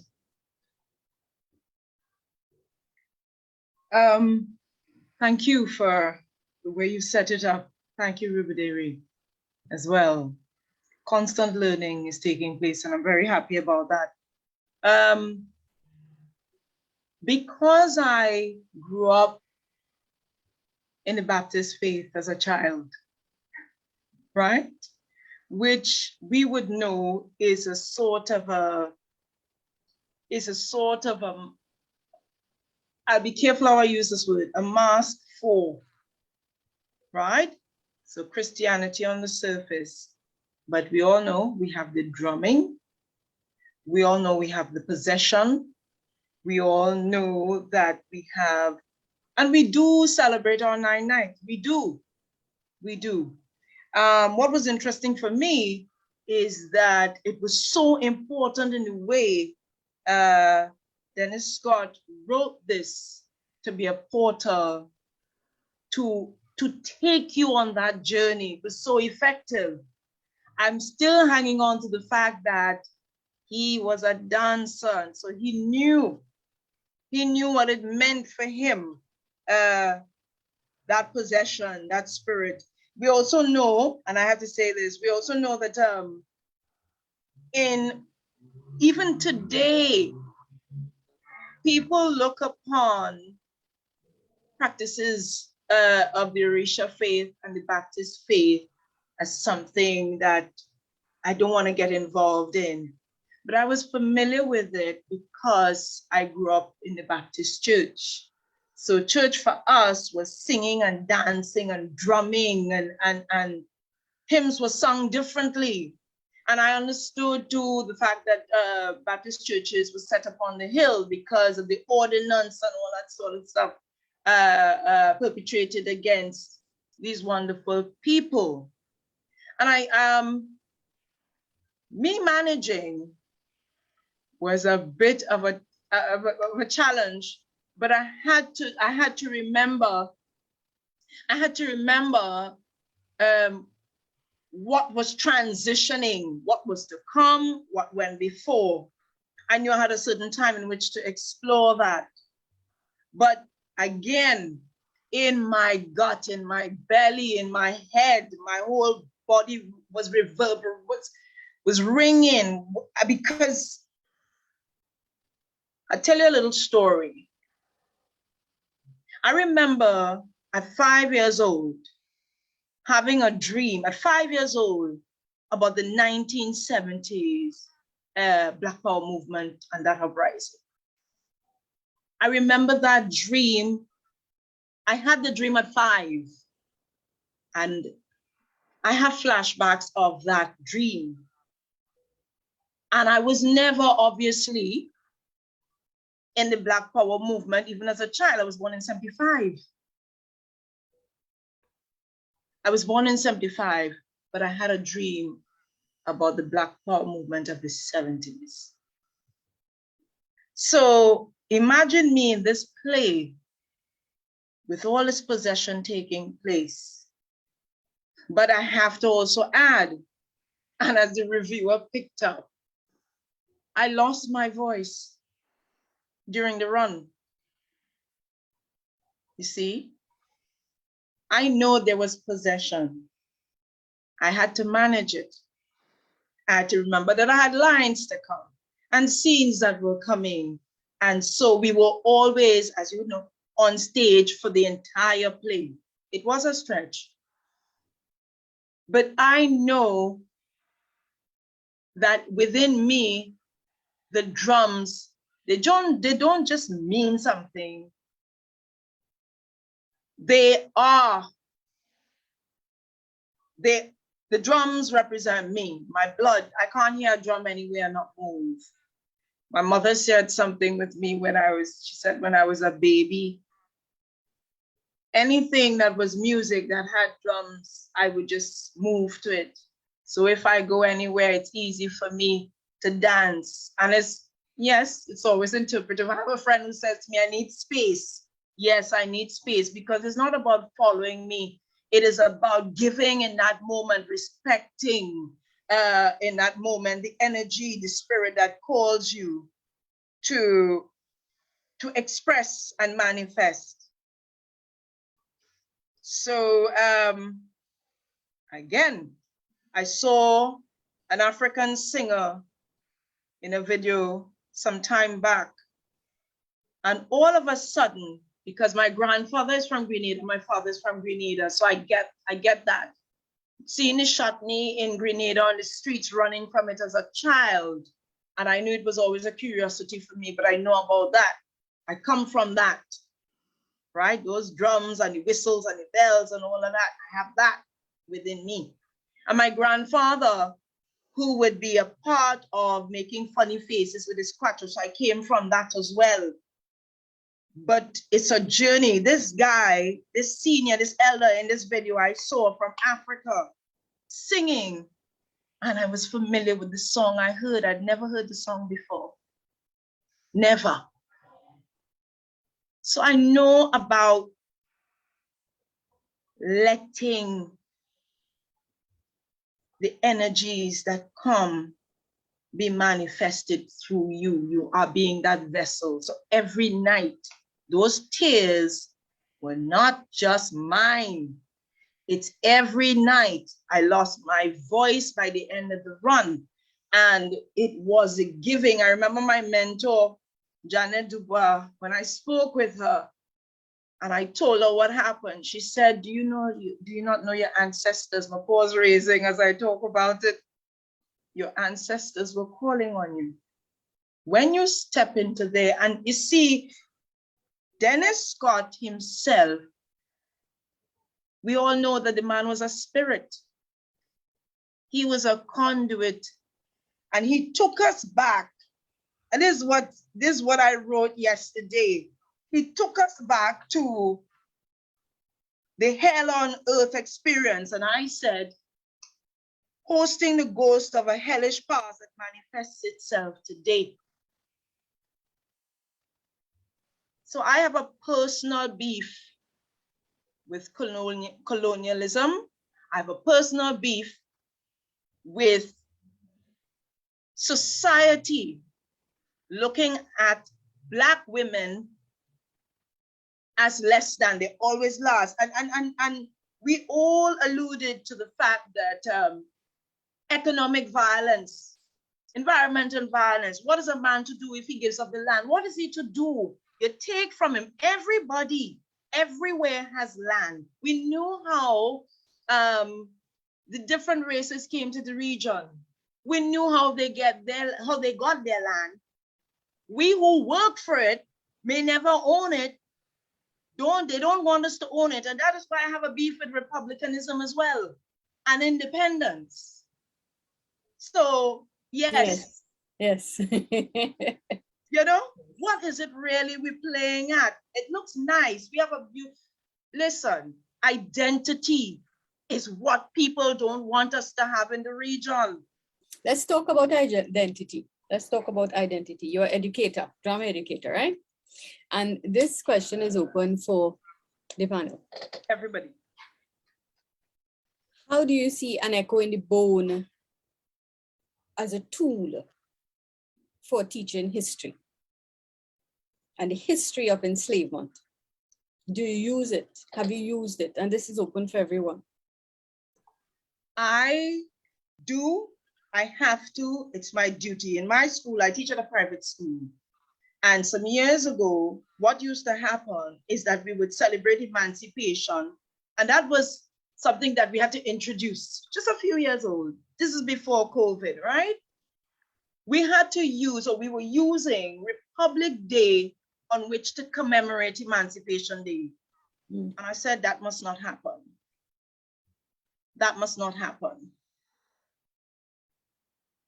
It must not happen because emancipation didn't come easy. It didn't come easy. The royal family flying over and pulling down the flag at midnight and stuff, it wasn't easy in the 1900s. It wasn't easy in the 1800s, right? It wasn't easy. All those riots we've been through, it was not easy. And so making light of our foreparents' struggle is us being doomed to repeat what we haven't learned from. We haven't learned from it. So it's important, it's necessary. I don't know that many schools who teach anything about emancipation. I don't know. I'll tell you one quick example of something that through me. I was teaching my young students, my charges about emancipation, and I'll move on to let somebody else take the floor. And I was talking about the fact that Haile Selassie came, Eric Williams, God rest his soul, was here to welcome him. He was Prime Minister at the time. And I said he came with his entourage and the lions and so on. And I was trying to show them where Ethiopia was. And one of the children said to me, he came from so far.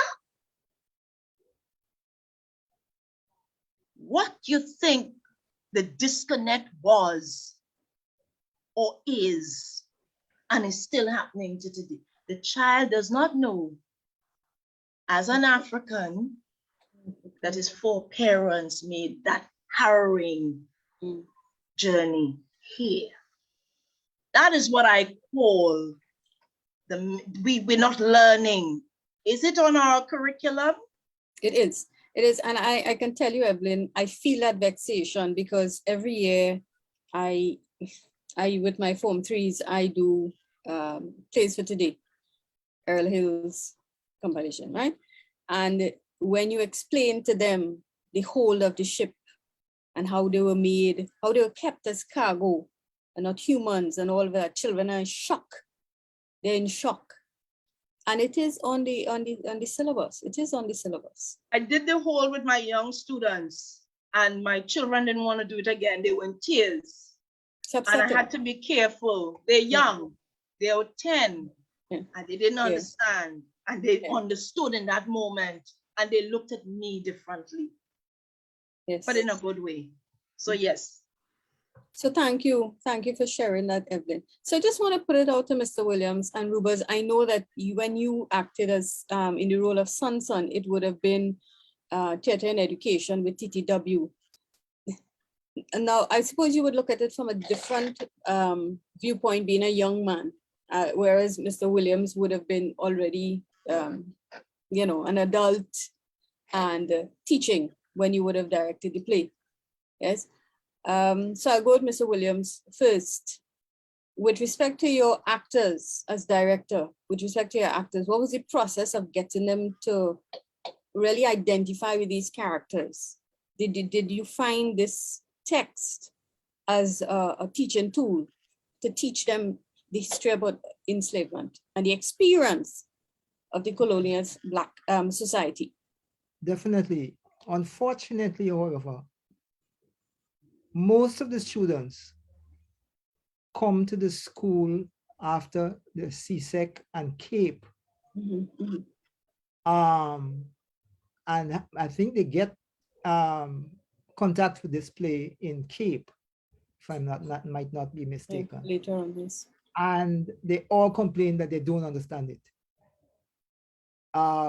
which is unfortunate because it probably has to do with how it is taught. And because it has to be taught, they must understand, what is a playwright trying to do? Why is it structured that way? What is the story? And the kind of discussion, the elements that of the story that Anna gave, but not in that, not necessarily in an academic way. But and to speak of it, I think, as let's dig up these elements. Let's go on a project, a mission of excavation, right? Let's recapture these echoes in the bone. Psychological archaeology.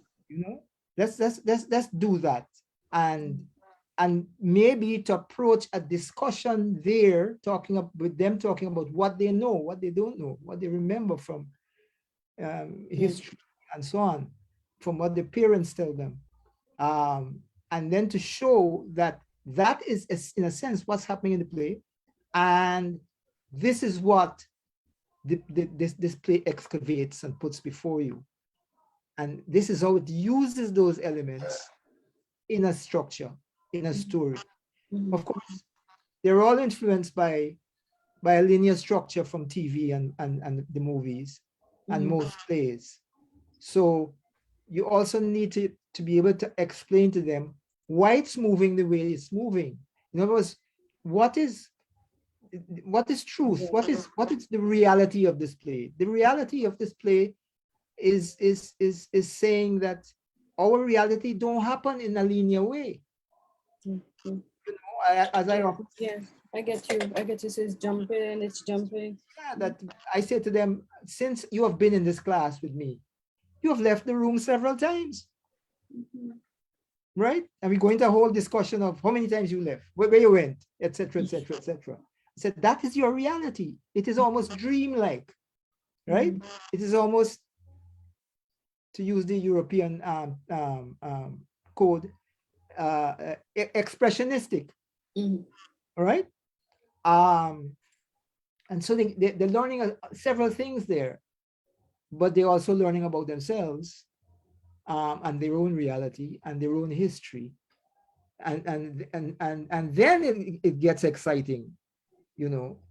And so, yeah, that's one of the things that when I do the play and or teach the play, students at the tertiary level have to come to terms with, Yeah. and it becomes very fascinating for them. And I should mention, you know, uh, Travis had asked about you know the challenges of dealing with possession in a play and so on. They made a very interesting point that acting is a kind of possession. It is You because know, you acting become. is a kind of possession. I would say playing cricket is a kind of possession too. And when a batsman is on form, he is possessed. He can do no wrong. You know, Clara, yeah. the ball big as a breadfruit.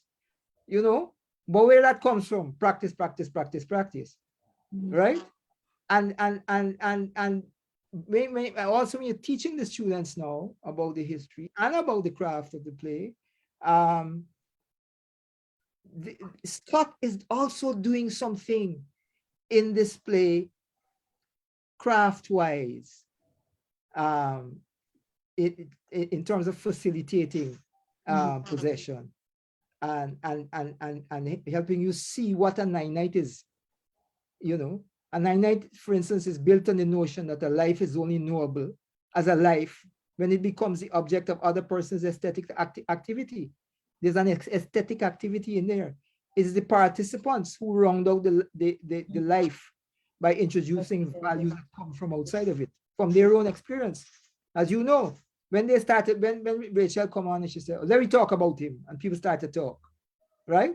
Sometimes there's some inventing going on. People talking about from their own perspective, and so children can also get into that. I mean, so I talk about Scott's technology of performance, for instance. You know, because the rounding out begins in a ritualized storytelling in this play, in which the spirit of the deceased is invoked. You know, in his aesthetic design of storytelling, he mixes prose with poetic litany of embodied invocation that leads to possession. Right? When students get into all that, if you start to introduce them to that is excitement. For instance, when crew manifests, this is a section that introduces that. This is Scott in his technology of performance. There's a playwright and craft. So he's using this thing about storytelling and rounding out cultural memory. And he writes it this way. Madam, who is dead? Rachel. A man. P. What is his name? Rachel. Crew. Dream. Where him come from? Rachel. Darkness. What his life was like? Sorrow. What his life was? Smoke. These sequences suggest, once you get it right, you get this is a poem he's just written there. Suggests an active involvement by the actors with embodied chant and word song. That is a lesson in a history class. The antiphonal pattern set up a virtual repetitive counterpoint between light and dark, the concrete and the mysterious, the prosaic and the poetic. The latter or responding half of the exchange seems to explode or cause the litany to drift into the distance or invite apparitions from the distance, creating a doorway for transcendence. And boom, manifestation happens, right? The progression from the general, a man, to the specific crew, to darkness, sorrow, and smoke is indicative of the progressive opening of the door of the act of invocation, right? So there's all that in the structure there, as if teachers, for instance, that's a way of making it exciting for students, right? And understand that that's a poem there about getting it right. Yes, yes. You know? And all of this is what makes it an outstanding piece of work. Exactly. And what you're saying about the older students, the Cape level students, I was talking with Michelle Hinkson Cox, who isn't here with us. She's unable to be with us this evening. And she was saying the same thing. Her students are between 16 to 18, and they come into her class not knowing this history about enslavement and so. And she uses an echo in the bone to help teach that. And another thing too, the useful thing with Scott is that his work can be used, an echo in the bone can be used to teach wakes, at least to engage students with the event and the ritual of holding wakes. Yeah. And it is on the syllabus. Yeah. Yeah. So it's a really, really, really fantastic piece of work. Rubidoux, I just wanted to go with you for a short comment on your experience with respect to the educative part of ECHO. Thank you, Mr. Williams. You're welcome. How many Caribbean texts take you through the history of African slavery and resistance into the post-colonial malaise of the oppression of the post-colonial era? How many texts actually do that? And I'm talking about texts, not just novels, but films, theater, the full panorama of stuff around the Caribbean. That's the importance of Echo in the Bone, that in an hour and a half, a little less than an hour and a half, Scott takes you there. And he takes you there in a sensitive kind of way, and in a way that shows the vibrations of all those historical things in the present, in every single kind of resonance in the present landscape. And so that's a phenomenal thing. And until somebody else conjures another text that does so in a different manner or does so in a better way or whatever, that text serves as probably the best kind of immersive kind of tool for that that act in terms of the fictive generated stuff created by Caribbean artists. And for that. The thing is, for us, in theater and education and our production of Echo in the Bone in 1994 came at a very, very, very kind of critical period in theater in Trinidad and Tobago. This was a moment when most of the theaters in Trinidad had just about shut down. I think the Little Carib, Queen's Hall, and Naparima Bowl had all shut down for one reason or the other, had to be repaired. There was some kind of something, whatever. Central Bank was emerging as the only game in town. And it was the beginning of the creation of the bourgeois bedroom fast theater, imported plays and the bedroom fast theater. Myself and Michael Sherry were these two young gun actors. I was this brash kind of leading man actor, and Michael was this phenomenal character actor. And we were the kind of noise, like the new kind of kids, whatever. But there were no town theater groups that were going to hire us, right? We were shut out of that kind of stuff. It was really through Charles Applewhite.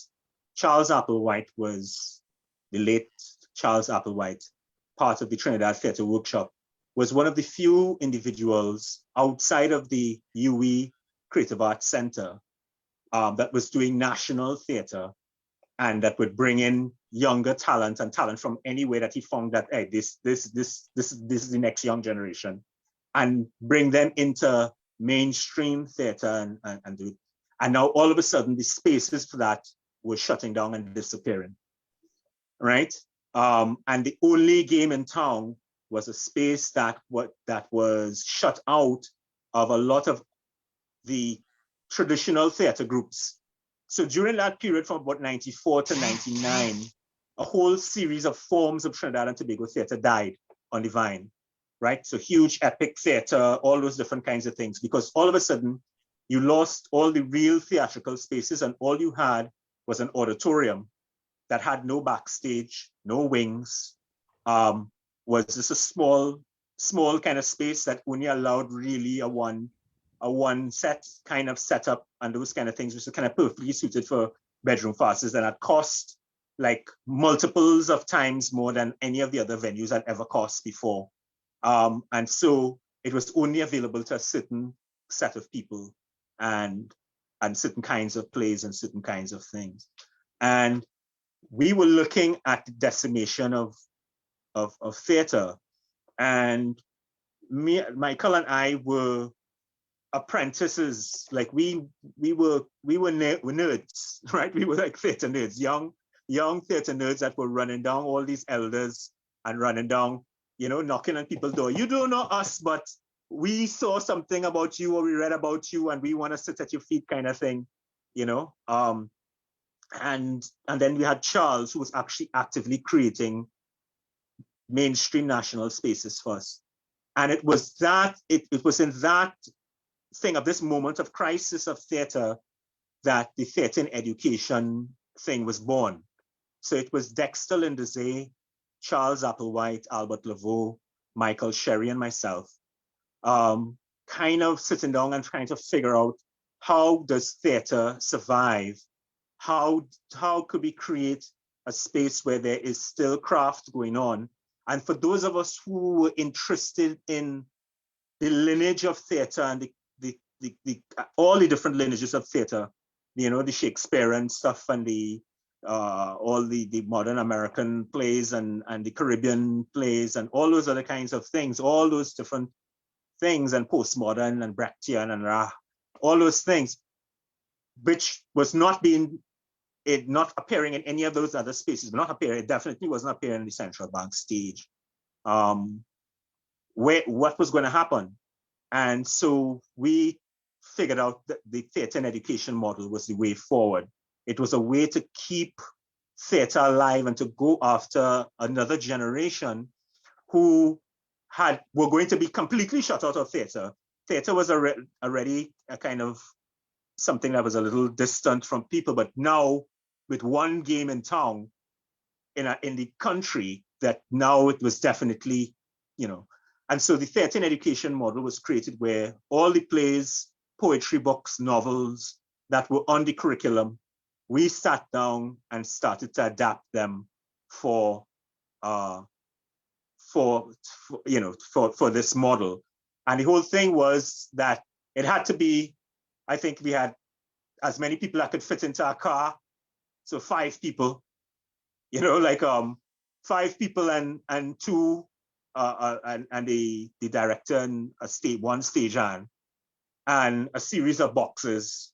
And how could we do everything from Macbeth, Richard III to A Brighter Sun, to Echo in the Bone, to you name it, with 5 people and those things, and then we were able to do that. So it was a brilliant exercise in taking and making text live for children in schools, in making their stages in their halls, and those who didn't have halls in other spaces, making those spaces transform into magical space and into ritual space, and creating those things. And so that we encountered Echo in the Bone, I think, in the second year of that exercise. It was on the curriculum. It came in the curriculum in that year. And when we encountered the text and started to wrestle with it, we were like, this required something more. It required, and we had already done Shakespeare and all that. It's just like, this required another level of investment. Mm-hmm. And Charles decided, when he saw all that we were doing and that we had to do to bring this text to life, that we are actually going to risk and put this on as a national public theater production. And I think it opened the upper room theater for the Trinidad Theater Workshop. I think it was the first thing that was done, I think, when they opened the new theater upstairs. Did you all take it to schools? Yeah, it was in school, and I think the picture that we have of it there is from It's on a one school of the stage. school, Yeah, from it looks on a like school it. stage. Yeah. No, What was the response like? What was the response like? Did you all have a viva at the end of it? And what was Yeah, we always had like? question and answers at the end of, and it's just like what Evelyn and everybody else encounters, and Eugene, and that I encounter still when I go into UTT and I do Caribbean Lab performances with them, is that they don't know a history. Like big 21-year-old and 22-year-old or 15-year-olds and 12-year-olds, they don't know the history. They don't know, and they definitely don't know causation. So they don't know the relevance of that to the present tense, right? So there's no kind of connection, far less knowing the noun and verb of the history, but they don't know the adverb and adjective and the, and the metaphor and the causation and that kind of stuff of it. And you're behaving in a certain way and you don't know why. Yeah, and who you are and why you talk the way you are and stuff, and it's because that's Yoruba and you're Congo, and that is why you speak and you laugh like you do, and that's why we are carnival and calypso and reggae, and they don't know a thing. The UTT students going to get a degree, and I am deconstructing the ballet from them and telling them this is French minuet, and this is Congo wake ritual dance and that kind of stuff. And so, but I would think that that's essential, because you have to know that to know the form that you're doing. It's not just you're doing this thing and the skirt had to go so and whatever. You have to know the two things that came together to make this thing. And the reason why it is not just a minuet that African people doing is that it actually has this thousands-year-old other tradition, Congo tradition that comes to it, that now transforms it and makes it this thing. And that is what is happening, and how could you not know? But then how did the African and the French thing come together? You have to know, so the slavery and Middle Passage and Europe invading the rest of the planet and the white supremacy and white over brown over black and tra-la-la-la-la. You have to know that, because that's how you arrive at this. So Echo in the Bone gives you the ability to have those conversations in one text. Yes. And I don't know any other text. I don't know any other text that does that efficiently in that way that Echo does. And it's a text that is available for postmodern Afrofuturism. It can be done in a very old school ritual kind of minimalist kind of way, but it also could be sci-fi. You know what I mean? I hear you. So yes. Carl, we have some. Thank you. Yes, we have to go to questions. Audience who yes. involved in the original productions, and great. I'm really, really blessed that we have them. We have Dennis Morrison. We have Teddy Price, I believe. We have some other persons engaged in other productions of Echo, like Victor Edwards and Gene Small as well. We really want to hear from them as well. So I would like to say a very special welcome to those persons, Teddy and Dennis and Victor and Gene and so on. And I want to invite them to be with us and to share with us. I see Dennis Morrison, who I hear someone told me is a former justice in Jamaica. So welcome, Dennis. And you were involved in, was it the first production of Echo, was it? Yes, Travis, thank you very much for the invitation. And yes, I was. And I think Teddy Price, who is also on, is the man who is responsible for having me with you this evening. So I thank him for that. I feel a little bit of a bogus listening to the others speak, because what I've heard Eugene say and your last contributor has been so kind of meaningful, given how I came to Echo in the Bone, which was as a young student at UWI Mona. I had done a bit of acting in high school, but principally the kind of stuff that we were handed down, and this is high school in the late 1960s. So I'm talking about stuff that was handed down from the old very mannered English plays and so on. And when I went to the Mona campus in '68, we were already beginning to see some Caribbean theater, and we had a very, very, very impactful visit from the Trinidad Theater Workshop in the early '70s, directed, of course, at that time by Walcott himself, and two performances of Dream and Monkey Mountain, which had a huge impact on the campus and those who were interested in drama. So against that background now, I'm really being a little selfish. I'm talking about Echo from a personal and a personally transformative point of view. When, for some reason, I was invited to be part of the first production of Echo, and that's when I met, for instance, Teddy Price was been a friend for all my time since then. It was just personally transformative to be doing a play that took you outside of the strict manners of high school drama into this whole notion of possession and a nine night and getting yourself back into the history, getting yourself into Echoes in the Bone.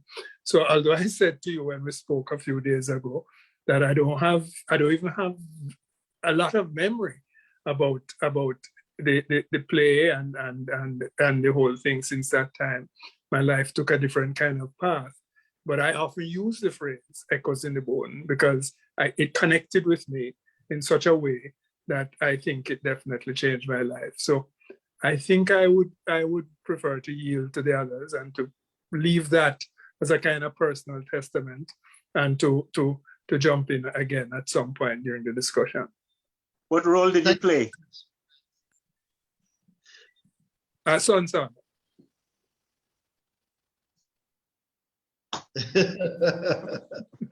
All right. Okay, good. Well, Teddy is in. Teddy, are you there first? Teddy Price?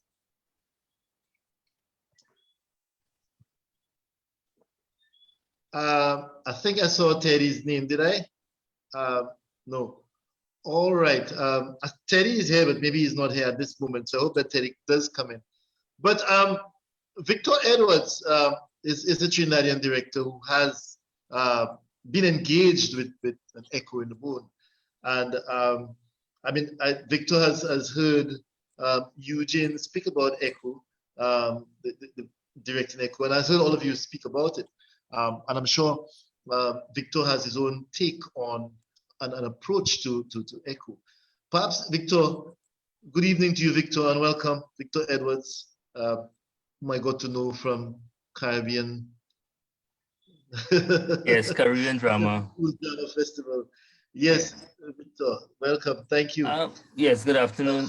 When Eugene was going through describing really his directorial concept and showing us the pictures of his production, I was wondering whether he was also talking about mine. The one that I did at UE in 2003.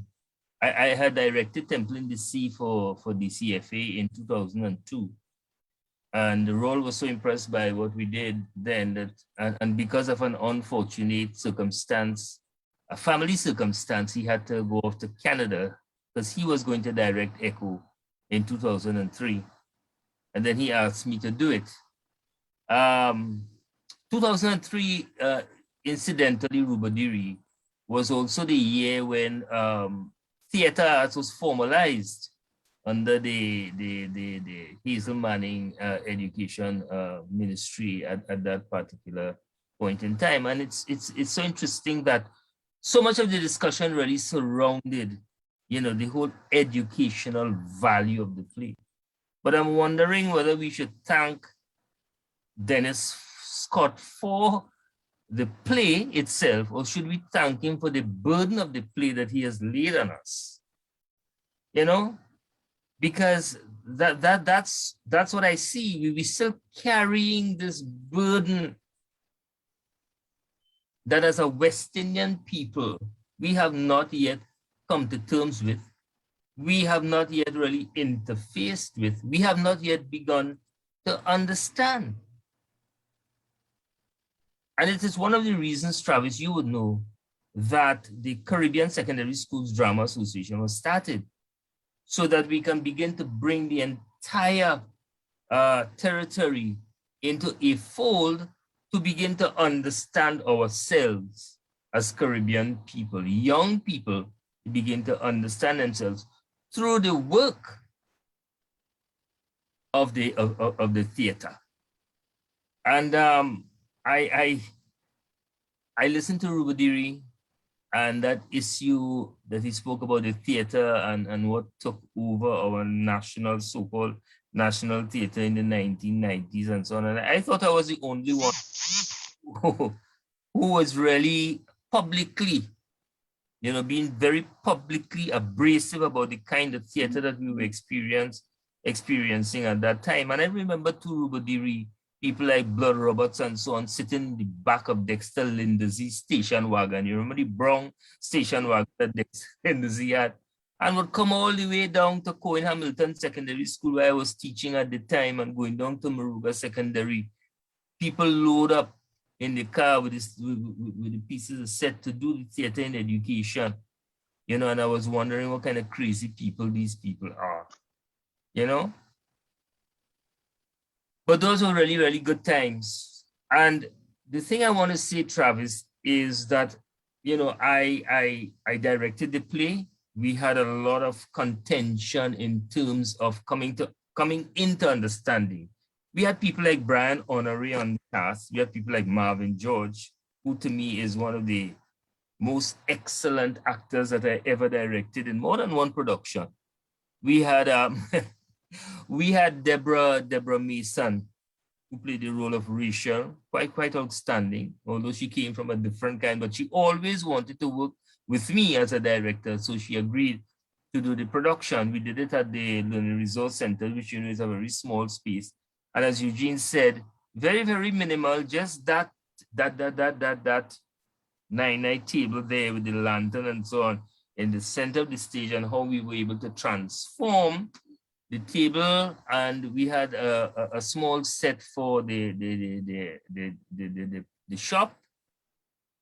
And we were able to transform those pieces of set into the ship and into all kinds of different things for the production. One of the things that I use a lot of was drumming. Everybody know who Redman is. And we did 15 minutes of drumming. And when Raul came back, he said, I hope you all could deal with all these ancestral spirits that all you're trying to call here. You understand? Because that's what we did. We did the drumming so that when the audience came, you know, it was as if we were trying to get them to be, you know, possessed by a kind of sensibility, you know, about what the play was going to be about. But, you know, West Indian people who have been indoctrinated with a particular narrative, they're even afraid of the drum, you know, so they wouldn't even pass close by where the drums were. They would circumvent, you know, you look at all these kinds of behaviors, really. I remember too that Rubadiri in when that was, boy, was in the 90s too, was it? When Malik did the Loveless play, not Dragon, the other one with the Baptist, what was this? Wine of Astonishment. Wine of Astonishment. And I took it upon myself as a teacher who was teaching the theater, or was it literature to the Form 5, teaching that text and brought it down to a Baptist school, not knowing that there's a difference between spiritual Baptist and London. And I get real tired by saying, well, you know what I mean? I had so much resistance in that school to that effort. And when at the end of the play, the actors lined up, you know, and the drum was beaten, and they asked the people to pass through the line, as it were. They refuse to do that. So I'm saying all of this to say that we seem to still be afraid of ourselves. We're still being afraid. We still seem to be afraid of allowing ourselves to be possessed by ourselves. An echo is not a sound that comes from the outside, you know. It's a sound that we make that comes back to us. From our bones. You understand? The echo in our bones is really, to me, all of that historical experiences, the violence and so on that we've suffered, you know, the hundreds of years working in those cane fields and all the things that, you know, all of the generation, it's with us. We carry it in our bones, and all we need is a little impetus to set A little shudder, a little shudder. Yeah, you understand? So the drink that spill, the drum that beat, sun puts on, those are the things, you know. And where are we, who's supposed to be the visionaries in the Caribbean? Where is this? Where is this trigger? Where are our triggers, you know, to have this entire Caribbean community buying into itself so that we become and understand who we are, so that we become Akora and we become comfortable in our own skin. And I think that this is the message that that Scott is sending to us. You see, We're using some very interesting terms. There's some loaded terms, and I'm intensifying the using triggers. And if you look at our current reality now in the Caribbean, and how the triggers that has changed the lives and the landscape of a lot of the young people and changed our lives, the constant triggers that are happening all around, then you realize that it's all a kind of a reoccurrence, and it's a fact too that we have not delved sufficiently into the collective memory of our society to deal with all those triggers that are still haunting and destroying the lives of so many in the society. But that's exactly the point. Because to me, one of the things that I don't know if anybody else said it, but Crew's killing of Mass Charlie is not just a physical killing. To me, it's not a killing because he get horned. No.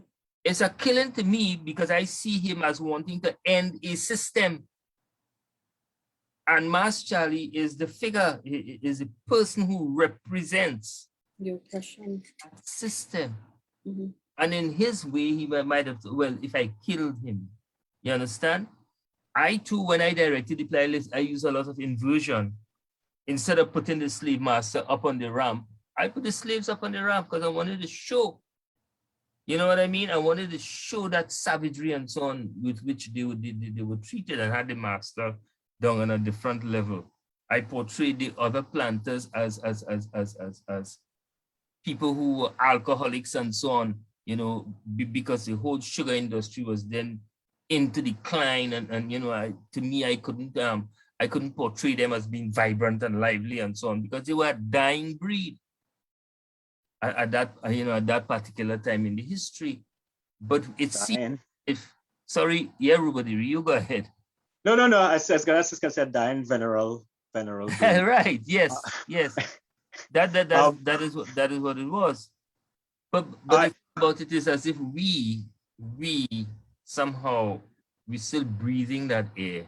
We're not letting ourselves, as Ruben says, be exposed to and becoming and having our ancestors talk to us, or seeing out the vibrations out there so we can their voices echo in our mind. It is because of the silencing. And well, we're the ones who have to begin. We're the ones who have to begin to unravel and to unload. I want to talk about the future, though. The future, because this is the thing. I mean, we reinvented theater and education in the 90s to answer a question at that time, to solve a problem, and it had the impact that it had, and it went all over the country, and we did hundreds of performances all kinds of texts and stuff to people who that would be their first experience of theater.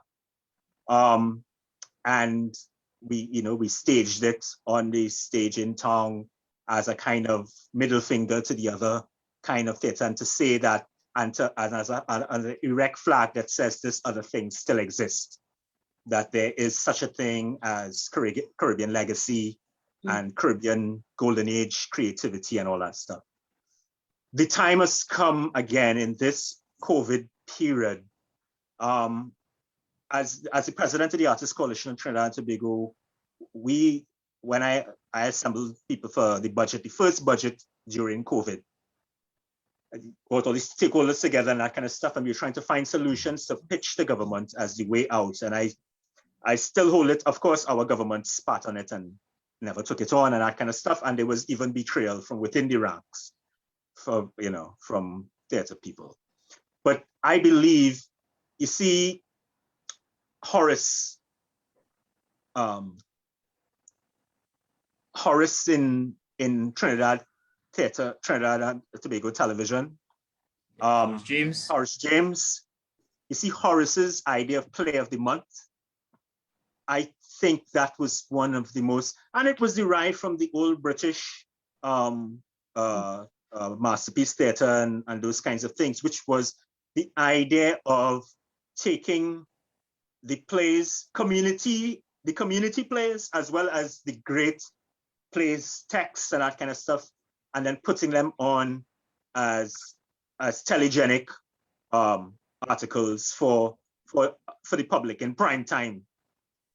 In this era of Netflix and of Disney responding to the pandemic by investing $25 billion in Disney Plus for over 3 years, and investing in Marvel, Pixar, Star Wars and that kind of stuff as the way out for them, as Netflix investing 18 billion and all the others and stuff, investing in mythology and investing those things in storytelling as the way out and that kind of stuff for billion-dollar corporations and that kind of stuff. I think that the legacy of all those plays, all the great tomes, as well as the work that you're doing, Eugene, and Tony Hall and others were doing here, and Safa and all those things, but the dramaturge work with the new playwrights, those new voices and those things, that work needs now to be translated into popular culture form, into filmic and telegenic form for the modern audience. And collectively, we have to put our heads together and our talents together and that kind of stuff. And it might be a pan-Caribbean thing to be able to do it properly and that kind of stuff, spearheaded through the university departments and that kind of stuff, and other groups on the ground and that kind of stuff. But I think that the moment is a storytelling moment. We are at a storytelling moment. That's what saved the world during the pandemic, when everything was shut down and that kind of stuff. It is the storytellers that kept the world sane, everybody watching streaming content and all that other kind of stuff and those kinds of things. The artists, right? The essential workers and the artists, right? The working class, peasant class, and the artists kept the world sane. And it is also the way out for our civilization. It is a way out of the other triggers that pull in now. It is a way out for economies.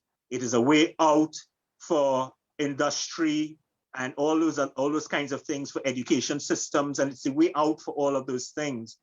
So in a way, it is the next evolutionary step of theater in education. It is televise all the great stories of the civilization, and there are many, to be brought with integrity to the screen as telegenic things, as pop cultural artifacts for the next generation. That is what we're doing. Yeah. We want to bring in, again, allow some of our audience to come interact with us. Mm-hmm. And Gene Small, I have been speaking with And I really hope that she can come and offer at least some comments. Jean, I can see your name. Are you here with us? Good night to you, Jean. Welcome. I'm here, Travis. Okay, wonderful, But great. I hesitate to take part in this very deep conversation because I acted in the part of Rachel and I don't even remember what year. And this is why I told you I didn't think I could participate in this discussion. But Eugene didn't remember the date of his production either, so don't feel bad.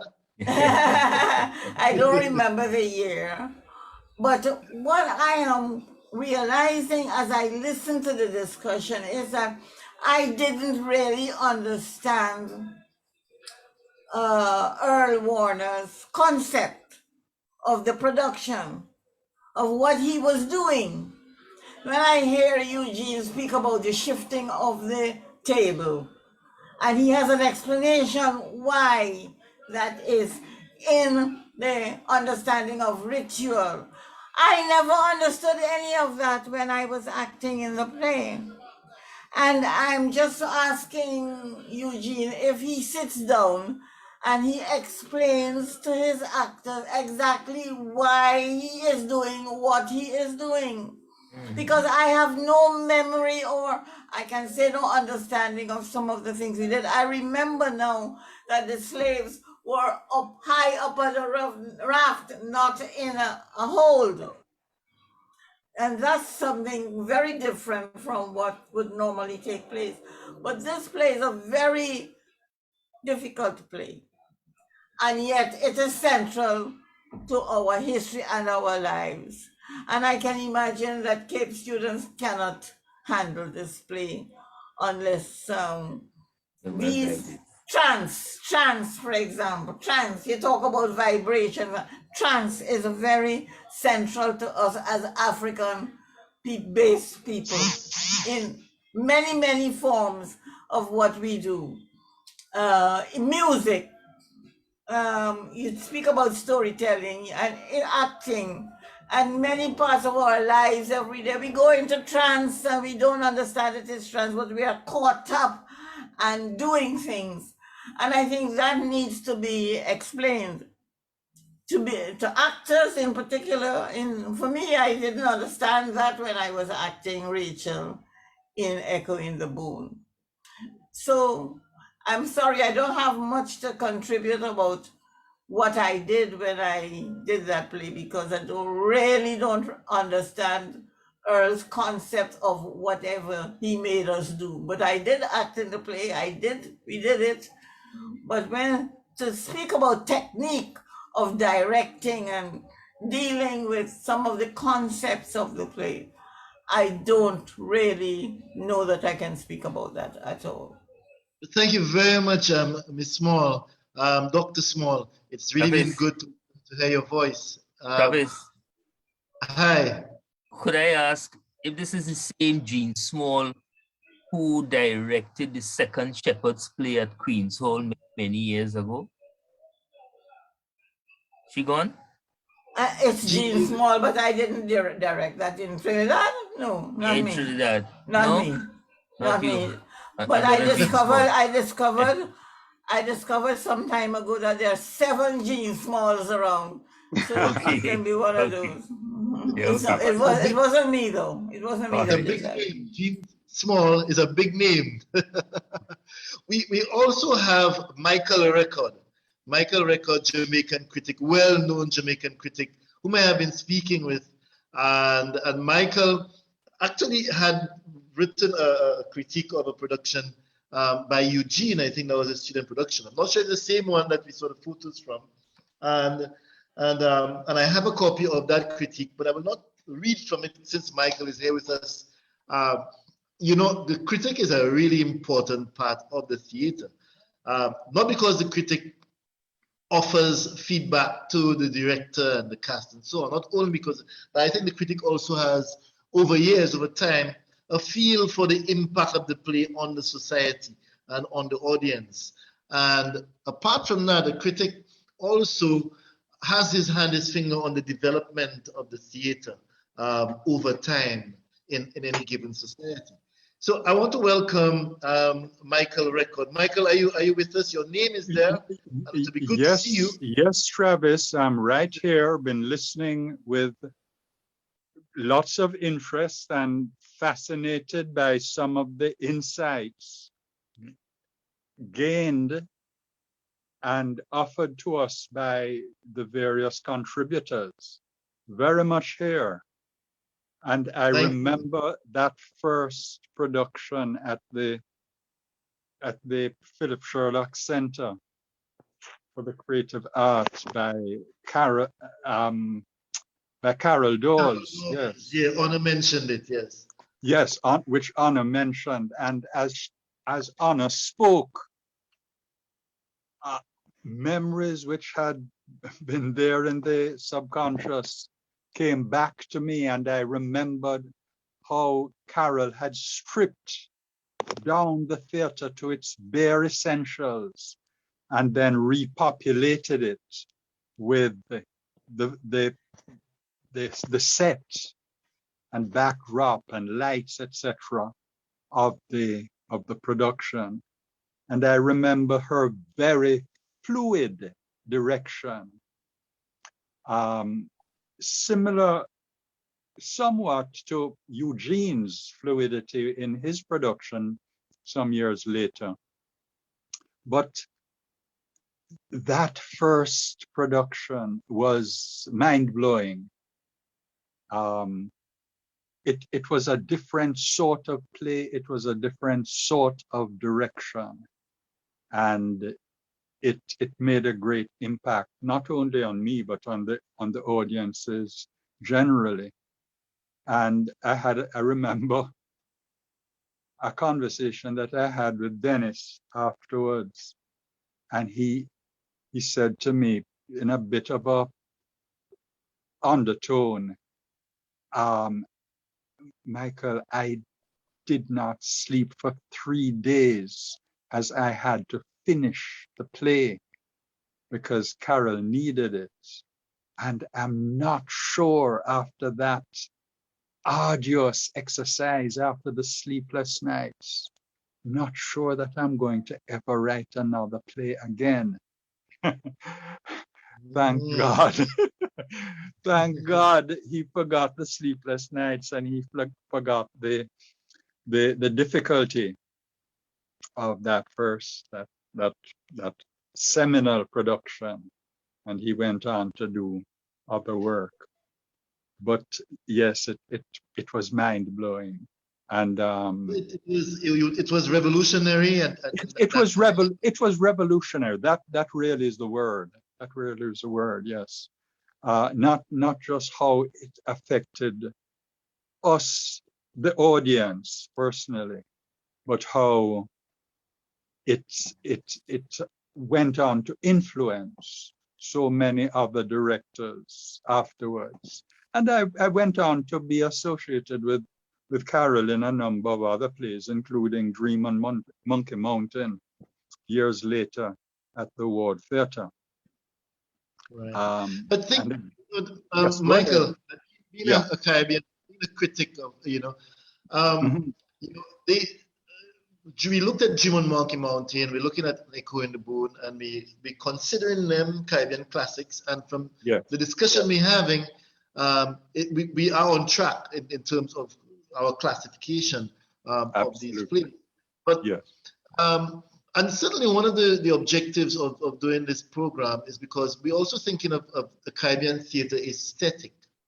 So I want to ask you, considering the work that has been done, say, let's just consider these two plays in terms of developing a Caribbean theater aesthetic. What's been happening since then? In Jamaican theater scene, in Caribbean theater, what you've been following? Have we departed from there? Are these models still viable? Are they still important? What do you think? Short answer, yes. But have we departed? Yes, also. here's the thing. For a great director, and my good friend Eugene Williams is one who I consider really great. Also remember Earl Warner so well. Dennis Scott, I saw them all. For a great director to do good work, you have to start off with good material. You have to start off with a really good play. Even a great director can't do much with a sow's ear, you know, with a poor play. So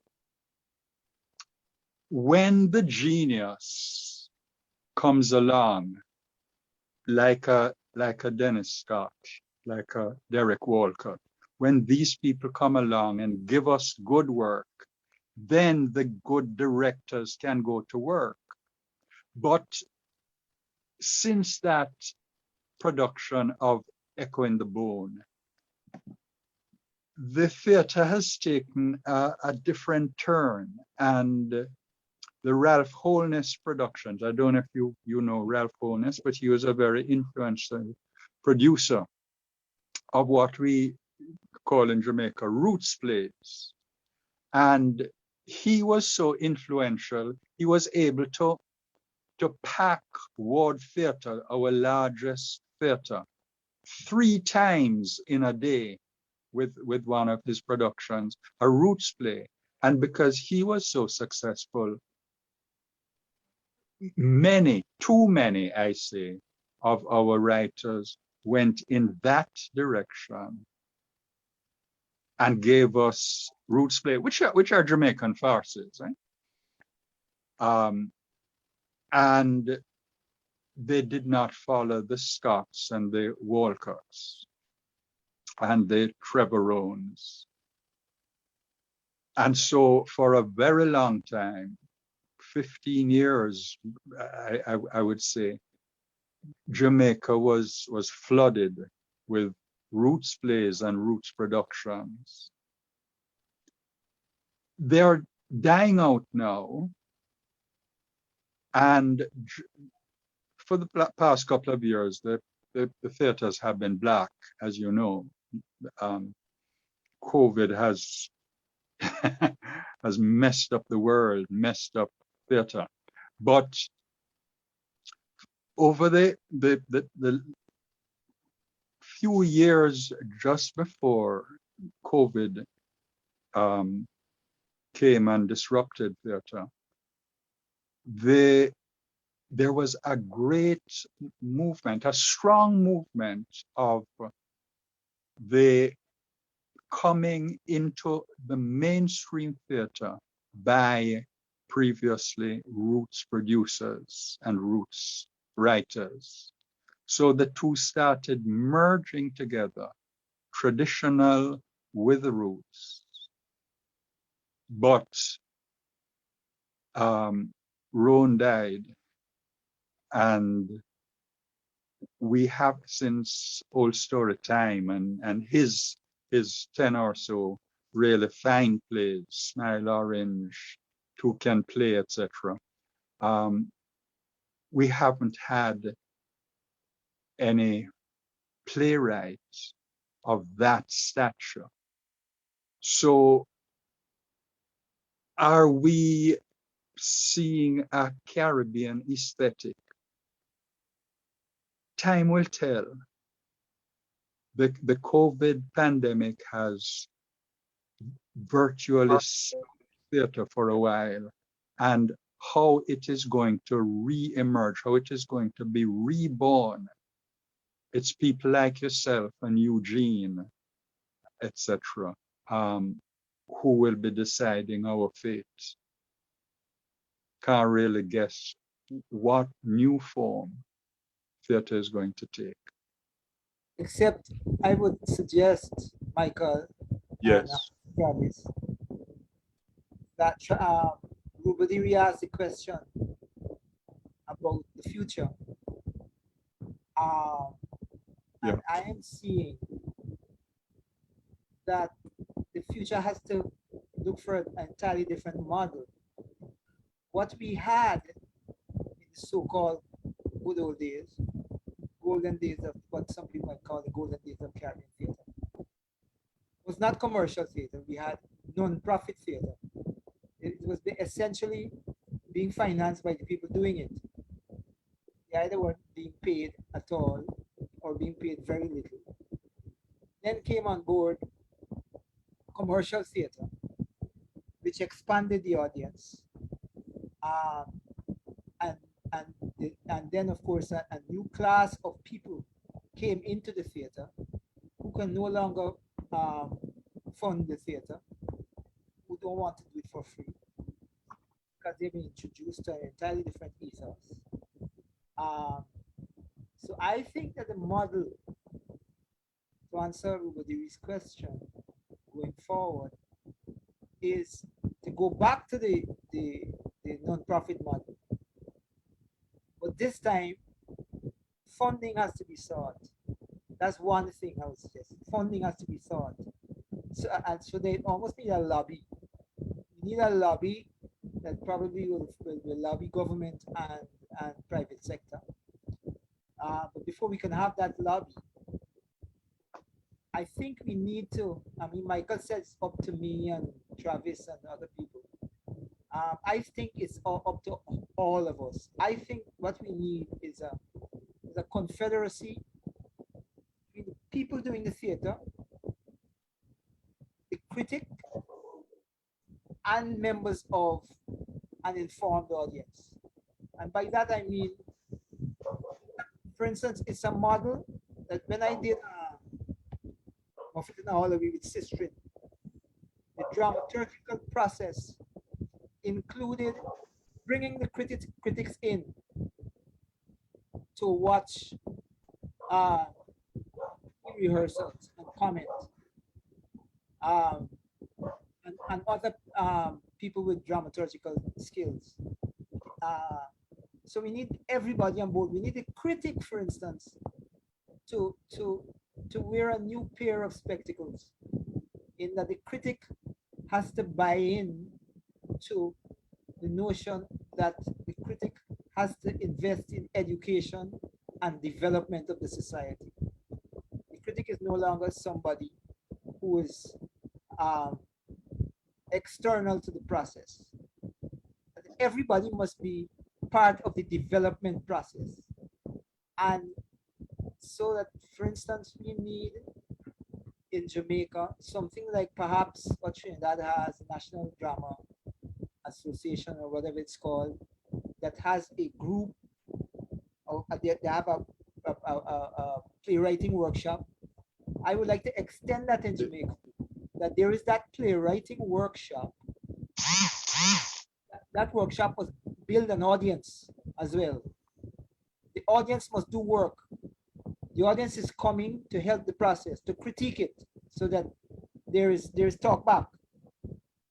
And we need a space that gathers a different kind of image. This is a place where everybody coming to work, everybody coming to contribute to this collective exercise as part of a growing period, a growing transitional period of theater that is not dependent on the box office, that is not commercial. Not trying to okay, yes. Theater, yeah. continue doing what it's doing, because in a way it creates audiences and it keeps theater alive.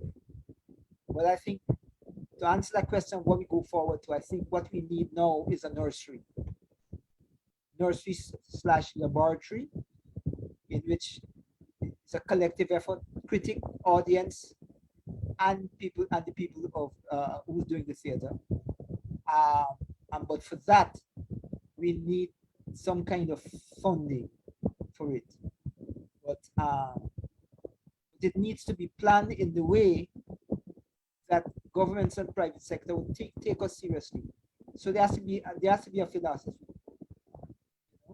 Yes, I'd like to respond, Eugene, and I'm going to say, first of all, I agree with you 100%.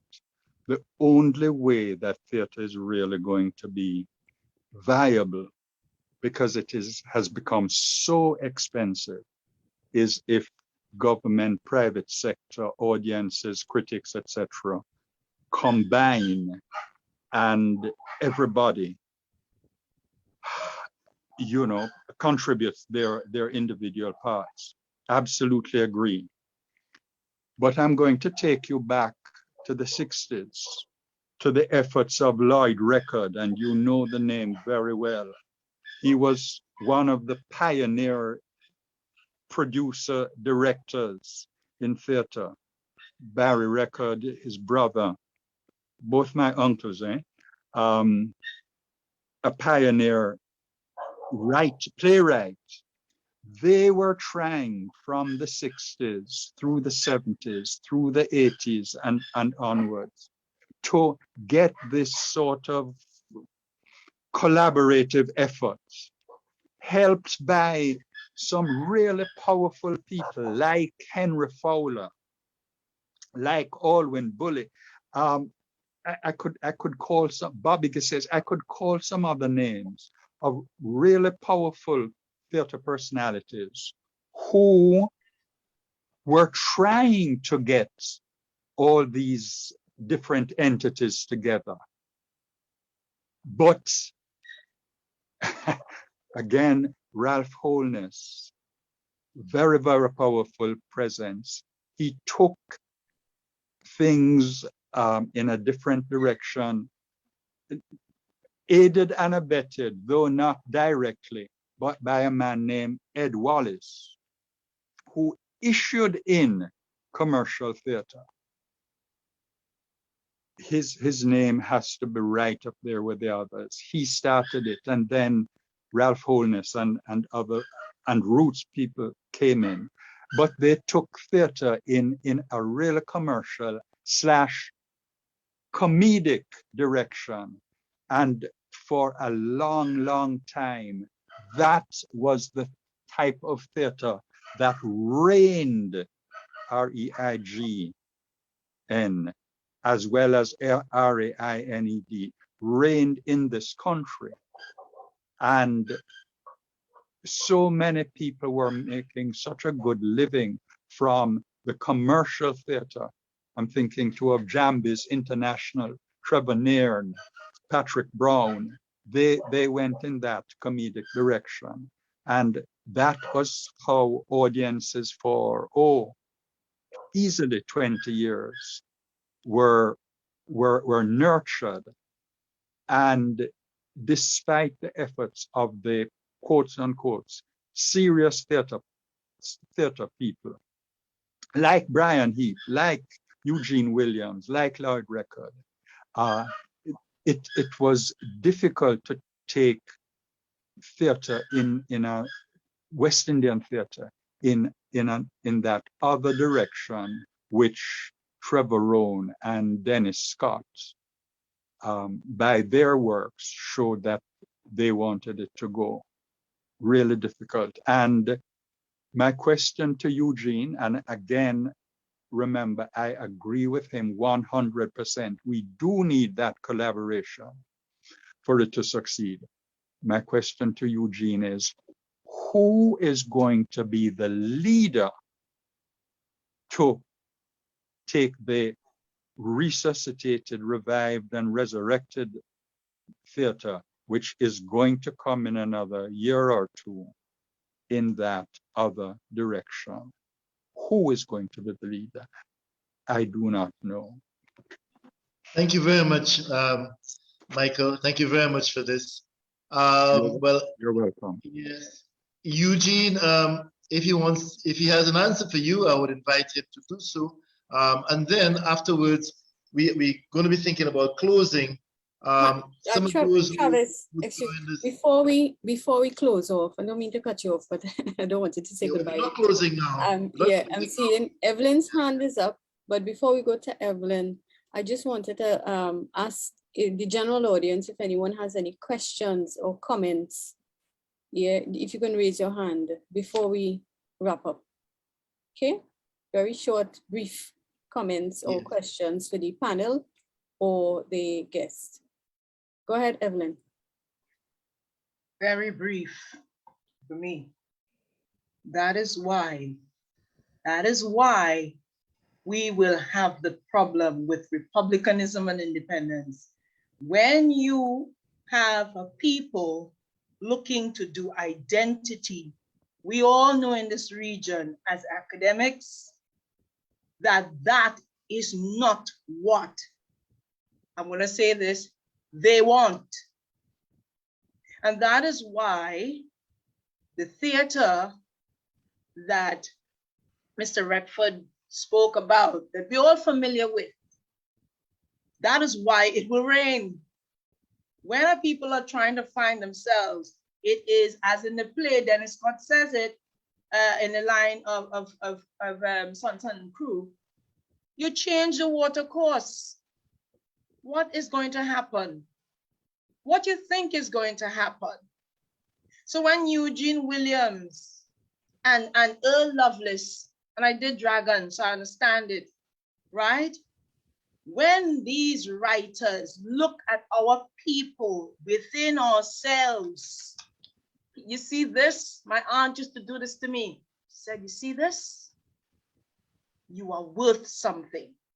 And when there's that consciousness that you are worth something, not just outward appearance, but in here and in here, when you know that, then you're a threat to the system that's been established to hold you within slavery for as long as it could possibly go on. We understand that. And that is why looking for, well, we know who we are, but we keep repeating. That's why I said we keep getting stuck. And I listened to Mr. Redford painfully talk about, we all did.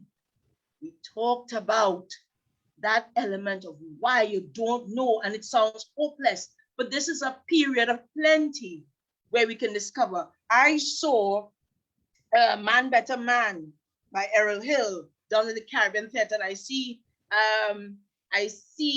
it was, and I think he's probably gone off now, Louis McWilliam and Marvin George, and they took that play and it was Caribbean actors. And I felt alive. The Caribbean has an identity. We have an identity. I don't want to say much more except to say this. When you replace the Queen with the President, is that system working for us? One, and two, pass the whip to the hand of your brother who would hold you in check and keep you in check and keep the licks going. We can do. We are not hopeless. We are intelligent people. Caribbean theater's got to be the way. We have it within us. And thank you, Evelyn. And it comes back to that silencing. And silencing doesn't mean speaking. Trujillo talks about silence in the past. And it doesn't mean not talking about the past. It means what is told of the past.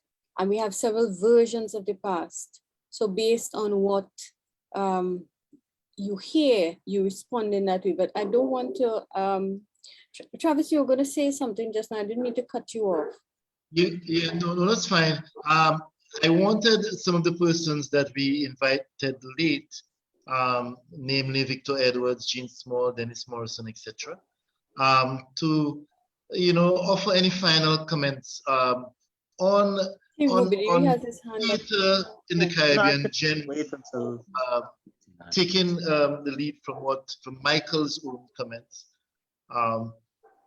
So I wanted them to give them an opportunity to, as elders, give us some of their final comments before we ask Mr. Louis Mark Williams, who is our head of department, to close for us. Yeah. So, Victor, Jean, Denison. I'll go after Rubadiri. His hand has been up a while.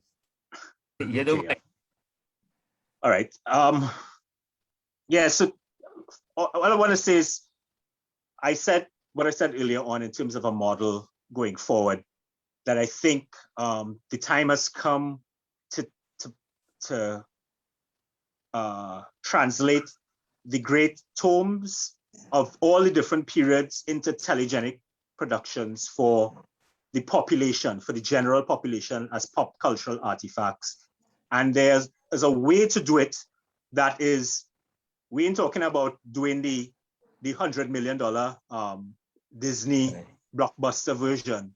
We're talking about stripped down minimalist things, because we had worked it out with COVID protocols, because we're going to be living with COVID protocols for a while, in terms of something that might be done in 3 locations or 5 locations, and the style of acting, the style of all the different kinds of things that we worked out and that kind of stuff. But these are serious telegenic products. These are products that are meant for consumption by mass audiences.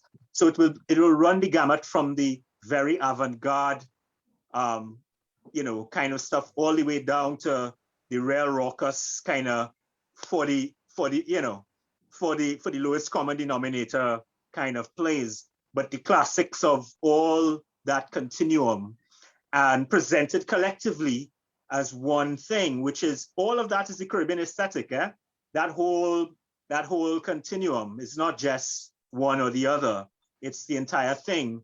And the other, so it is a form that is low budget in a sense, that does not require all the super bells and whistles. And because there are troops that have lived with these texts, they can bring them. But all we're doing now is we are creating cinematographic, bringing that imagination to them. Now the thing is that when we started doing theater in education,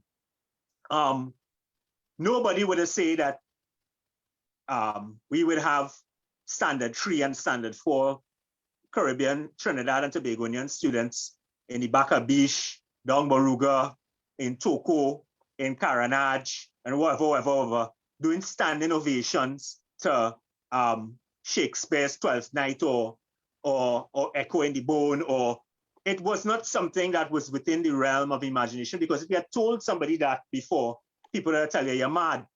That is not going to happen. They have no way that Trinidadian and Caribbean young people from ages 12 to 16, who in school and think, I know you come down with these boring flicking things and you go put it down in front of them and whatever, and they have to sit down for 2 hours straight in a place and that kind of stuff and that kind of thing. We had standing ovations were a norm in those things. And it was one, because we were young people, it was plays being done by young people that looked like themselves. And so it had that kind of hotness factor or whatever, the sexy factor or whatever. But it was the way that we kind of communicated the thing. It's the way that we pitched the stuff. And I think that we have to think about those things. We have to think about connective tissue. We have to be able to connect the golden age to the muddy now. We have to figure those things out. Rubaduri, I think that it's quite plausible what you're saying. I can see it, and I think that the point you're making about what we've had to do during the pandemic, that is, we've had to do with what we have, and we've had to be very economical, but yet effective and far-reaching. Itself points to a particular direction. So I want to commend you for that insight and that projection. And I think that you've given us some food for thought there in terms of the future direction. So yeah. And I think we already started that, because my Form 3 students are already using virtual backgrounds on Zoom to do their performance of plays. Further to that, just for everyone else, if you look at the Cinderella, Roger Hammerstein's Cinderella, the 2019 version, it was done by a college in June of 2019. If you just type it in on YouTube, you'd see already they've incorporated transparent mask. So it's plastic masks that are transparent. So everyone is on stage. So you're already seeing that shift to actors and theater producers going towards what they call the new normal. So already it's being done. Yeah. And it's about 2 years ago, I think, or a year ago, maybe just a year ago, the CFA produced The Fight for Bellevue, which is on Mhm. YouTube. So you can check it out. And it was very economical how we got it done. Our own Keon Reed was the creative tech on board with the camera and the editing, with me as writer and director. And it was because also of the the constraints that we had to do with what we had. So yes, so let's begin to wrap up and call on Victor and Jean. Yeah, Travis. I want to remind you in particular, in the early days of the Caribbean Secondary Schools Drama Festival, we had something called Caribbean Night. Remember that? Very, very popular, where all of the countries came together and you couldn't tell who was who. Right. Because just one people. I made that point to say that over the last 10 years, not counting, if you subtract the 2 COVID years, I've been running a theater company called Larry Theater Productions Limited. Very, very successful.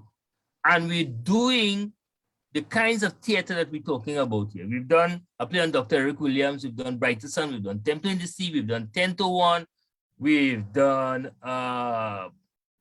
some plays by me, a play called Sundar on the life of Sundar Popo. We've done something called Takdir. We've done The Pearl to celebrate the life of Mavis Lewa, who was actually a Jamaican who got married to Mr. Lewa and came and lived here, right? Those are the kinds of plays that we've done, including some other stuff. You know what made the plays successful and has had this company going over those 10 years? Student audiences. Every time we did one of those plays, the theater spaces, whether we did it at Sapa, at the Board, at Queen's Hall, at Little Carib, at Central Bank, wherever we did it, the halls were always packed out with students. That is a model, I think, that we have to begin to consider. You can't take students to those off-Broadway farces that Rubadiri and Mr. Record spoke about. They don't, parents will not allow their children to go to that. But not only children who are doing the theater arts, but school children who are doing literature, who are doing social studies, who are doing history, tra-la-la-la-la, they all come. And especially so if you do a little diva at the end, where they're able to interact with the actors. Enjoy that. As Rubadiri and they would have been doing with the theater and education and so on and so on, right? The Irish Theater has also done some online productions. Even my daughter, who is a member of the company, she's done online productions with her school children, right? To keep the whole idea of the drama, because she teaches drama and voice and so on at her private school as well. And Irish Theater has done things with International Women's Day and tutor and so on, in that format. So there's a lot of possibility. But I want to say that when we're thinking about the commercial theater or theater, that could sustain itself, because I don't want to boast or anything, but Irish Theater sustains itself. I mean, Rubadiri would understand that in a year when he was, a big boy and we came to him through the minister and so on, and we were looking. It's never a big boy. All right. I wouldn't explain the whole thing. But we suffered a big loss as a result of that, but we survived. And we're still surviving because of where we're pitching the theater. When we're pitching the theater mostly to secondary school and primary school students. And the thing is, we have developed an audience. We've developed an adult audience that come to see the work that we're doing, so we're able to survive. And we're looking forward, because we've been writing, as I think I told you, Travis, we've been doing some writing in the interim, waiting on this thing to ease off, so that we can get back, to the work that we need to do. All right. Thank you very much, Victor. All right. I think I just have one person left, perhaps. Jean, would you like to say anything? Are you still with us? You want to offer anything on the direction? I would just like to say that one thing that concerns me that I don't think we have defined is the Caribbean aesthetic. And I don't know if you can take all of these classics that you're putting together and analyzing them, and out of that arrive at what we call a Caribbean aesthetic. And it means that I agree with what Eugene has suggested. I think we also have to think of a new space, a performing space, a space through which we can get, especially as Victor says, we have such a big youth audience, something that they can identify with when they go to see the plays and learn about themselves as a people through theater. And that's my contribution. My All right, very thank you. concern, my great Thank you very concern is the aesthetic. I don't think Right. we know it. I don't think we know who we are. We Yeah. still have the proscenium arch theater in some places, you know, and we haven't studied the body language of our people to use that, our bodies, how we use our bodies, and use that aesthetically in theater. We haven't done all of that work yet. And that's my real concern. Thank you. That's my Thank you, Dr. contribution. Yes, great. All right, guys. So we have some ideas. I just want to see if I could crystallize that in just 1 minute. You know, Eugene's idea of the nursery and the lab. I think that is fundamental. That always has to happen. We always have to have nursery and labs and that creative space and so on. And the whole idea of bringing the critic and the audience to assist us in that process, crucial. I think that Robaduri's projection in terms of thinking of the future and the funding and the globalization, serious issues there, serious thoughts, you know, ideas for us to think about.